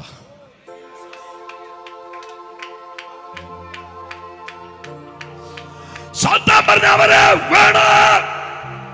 യേശു പറഞ്ഞു നോ, തരില്ല. എന്റെ തകഴിയിലെ സഹോദരന്മാരെ, അമ്മമാരെ, യൗവനക്കാരെ, കുഞ്ഞെ, സ്നേഹിത, സഹൃദയരെ, കൂടപ്പുറപ്പേ,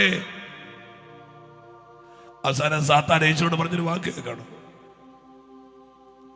അവനെ തരാൻ പറ്റുകയില്ലെങ്കിൽ പകരം വേറൊരു ഏകജാതനെ തരണം.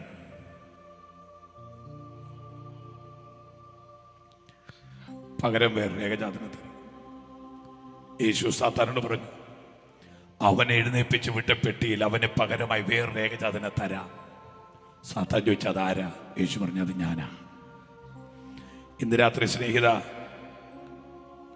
ഗാൽഗുഥായുടെ നെറുകയിൽ ചതുരവടിവുള്ള 3 ആണികൾ മേൽ ഒരാൾ തൂങ്ങിക്കിടക്കുന്ന കണ്ടോ? എന്തിനാ തന്റെ പ്രാണനെ വിട്ടെന്നറിയോ? നിന്നെ എഴുന്നേൽപ്പിച്ച് വിട്ട പെട്ടിയിൽ നിനക്ക് പകരമായി അവൻ കയറിയതാണ്. ഒരുമിച്ചൊന്ന് എഴുന്നേറ്റ് നിൽക്കാവോ? ആരും പോകരുത്. 2 minute. All of you please stand together.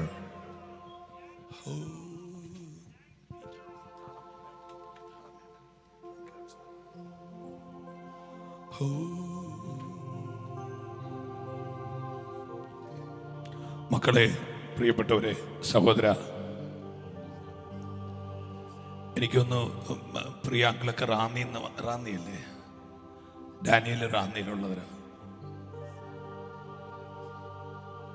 ഇവരൊക്കെ പ്രിയ പാസ്റ്റർ മല്ലപ്പള്ളിയിൽ അച്ഛാ അവിടെയൊന്നും ആളില്ലായിരുന്നോ?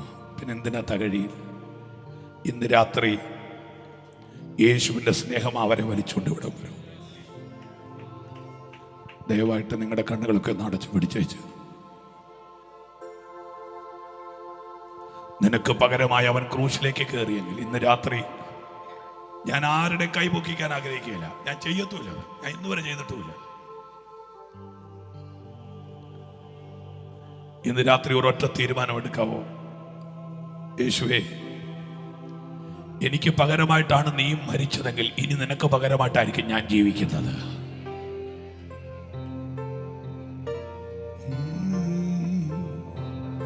നിന്മാർവോടു ചേരട്ടെ ഞാൻ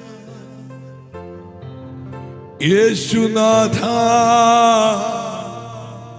ഇന്നേരം നീയാണെന്നെല്ലാം എന്നുമെന്നും എൻ പിതാവ്. ഞാനകന്നാലും നീ അകലില്ല, ഞാൻ മറന്നിട്ടോ സ്നേഹിച്ചു നീ. ഞാനകന്നാലും നീ അകലില്ല, ഞാൻ മറന്നിട്ടോ സ്നേഹിച്ചു നീ. എന്റെ എല്ലാമല്ല നീയേ, എൻ ജീവനും പ്രാണനും നീയേ. എന്റെ എല്ലാമല്ല നീയേ, എൻ ജീവനും പ്രാണനും നീയേ. ഇന്ന് രാത്രി എന്റെ സ്നേഹിത, തകർന്ന ജീവിതത്തിന് ഉടമയാണ് നീയെങ്കിൽ, ചെന്ന് തൊട്ടതെല്ലാം പരാജയപ്പെട്ടു പോയ ഒരാളാണ് നീയെങ്കിൽ, സഹോദരിയെ, കെട്ടിക്കേറി വന്ന വീട്ടിൽ ഒരു രാത്രി പോലും സമാധാനത്തോടെ നിന്നെ ഉറങ്ങാൻ അനുവദിക്കാതെ പാതാള ശക്തികൾ നിന്നെ കൊത്തിക്കുടിക്കുന്നുണ്ടെങ്കിൽ, സ്വപ്നത്തോടെ പ്രസവിച്ച സ്വന്തം മക്കളുടെ അപഥസഞ്ചാരങ്ങളിൽ വല്ലാതെ മനംനൊന്ത അമ്മമാരിവിടെ ഉണ്ടെങ്കിൽ, ഇന്ന് രാത്രി നിന്റെ വീടിനെ രക്ഷിക്കാൻ യേശുവിന് കഴിയും.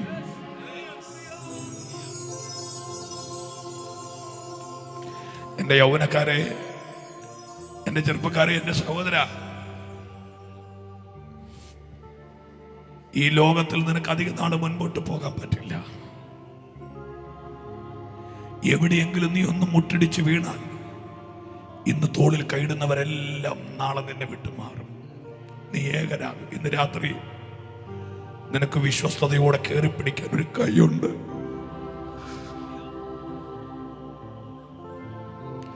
ദയവായിട്ട് എല്ലാ കണ്ണുകളും അടച്ചു പിടിച്ച് എത്ര പേര് ഇന്ന് രാത്രി തീരുമാനിക്കും, ഇനിയുള്ള എൻ്റെ ജീവിതം യേശുവിന് വേണ്ടിയാണ്,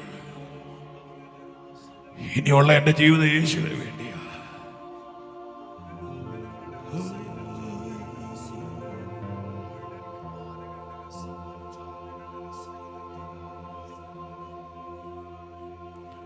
ഒരു മിനിറ്റ് നിൽക്കുന്നിടത്ത് നിന്ന് പ്രാർത്ഥിക്കാവോ മക്കളെ? ആരും കാണണ്ട. മാതാവേ ഒന്ന് പ്രാർത്ഥിക്കാവോ?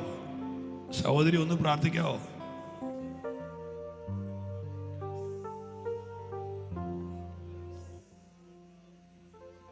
യേശുവേ, എൻ്റെ വീട്ടിൽ ധാരാളം പ്രശ്നങ്ങളുണ്ട്, ചുമക്കാൻ കഴിയാത്ത ശാപങ്ങളുണ്ട്, ആരോടും പറയാൻ കഴിയാത്ത ഒത്തിരി വേദനകളുണ്ട്.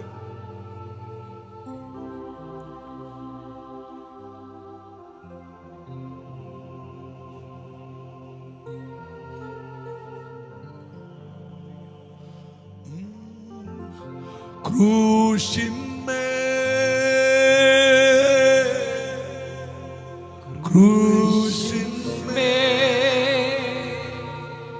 കാണുന്ന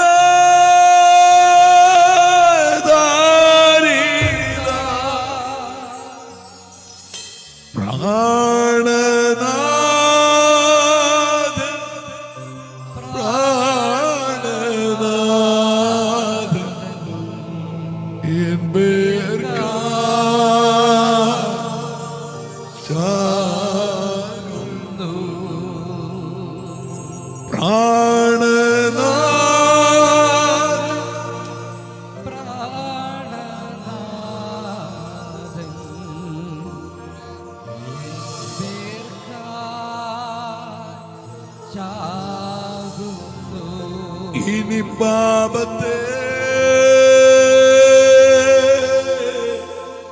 സ്നേഹിപ്പാ ഞാനിനി പോകുമോ?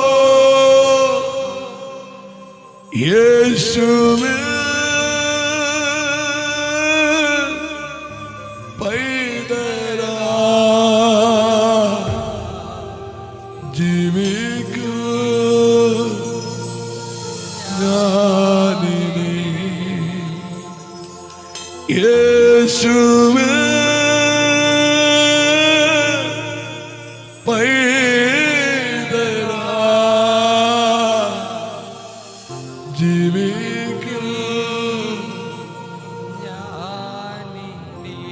സ്വർഗീയ പിതാവേ, സ്വർഗീയ പിതാവേ, സ്വർഗീയ പിതാവേ, നീ തന്ന ദൂത് അതുപോലെ ഇവരോട് പറഞ്ഞിട്ടുണ്ട്. ചോര വാർന്നൊഴുകുന്ന ക്രൂശിനെ ഉയർത്തിയിട്ടുണ്ട്. ഞങ്ങളുടെ ശാപം പേറിയവനെ, പാപം പേറിയവനെ ഉയർത്തിയിട്ടുണ്ട്. ഇത് തകഴിയുടെ രക്ഷയുടെ രാത്രിയായി മാറട്ടെ. ശാപത്തിന്റെ അടിവേരുകൾ പറയുന്ന രാത്രിയായി തീരട്ടെ. യേശുവിൻ നാമത്തിൽ തന്നെ ഒരുമിച്ച് കരങ്ങളെ ഒന്ന് തട്ടി യേശുവിന് മഹത്വം കൊടുത്താട്ടെ.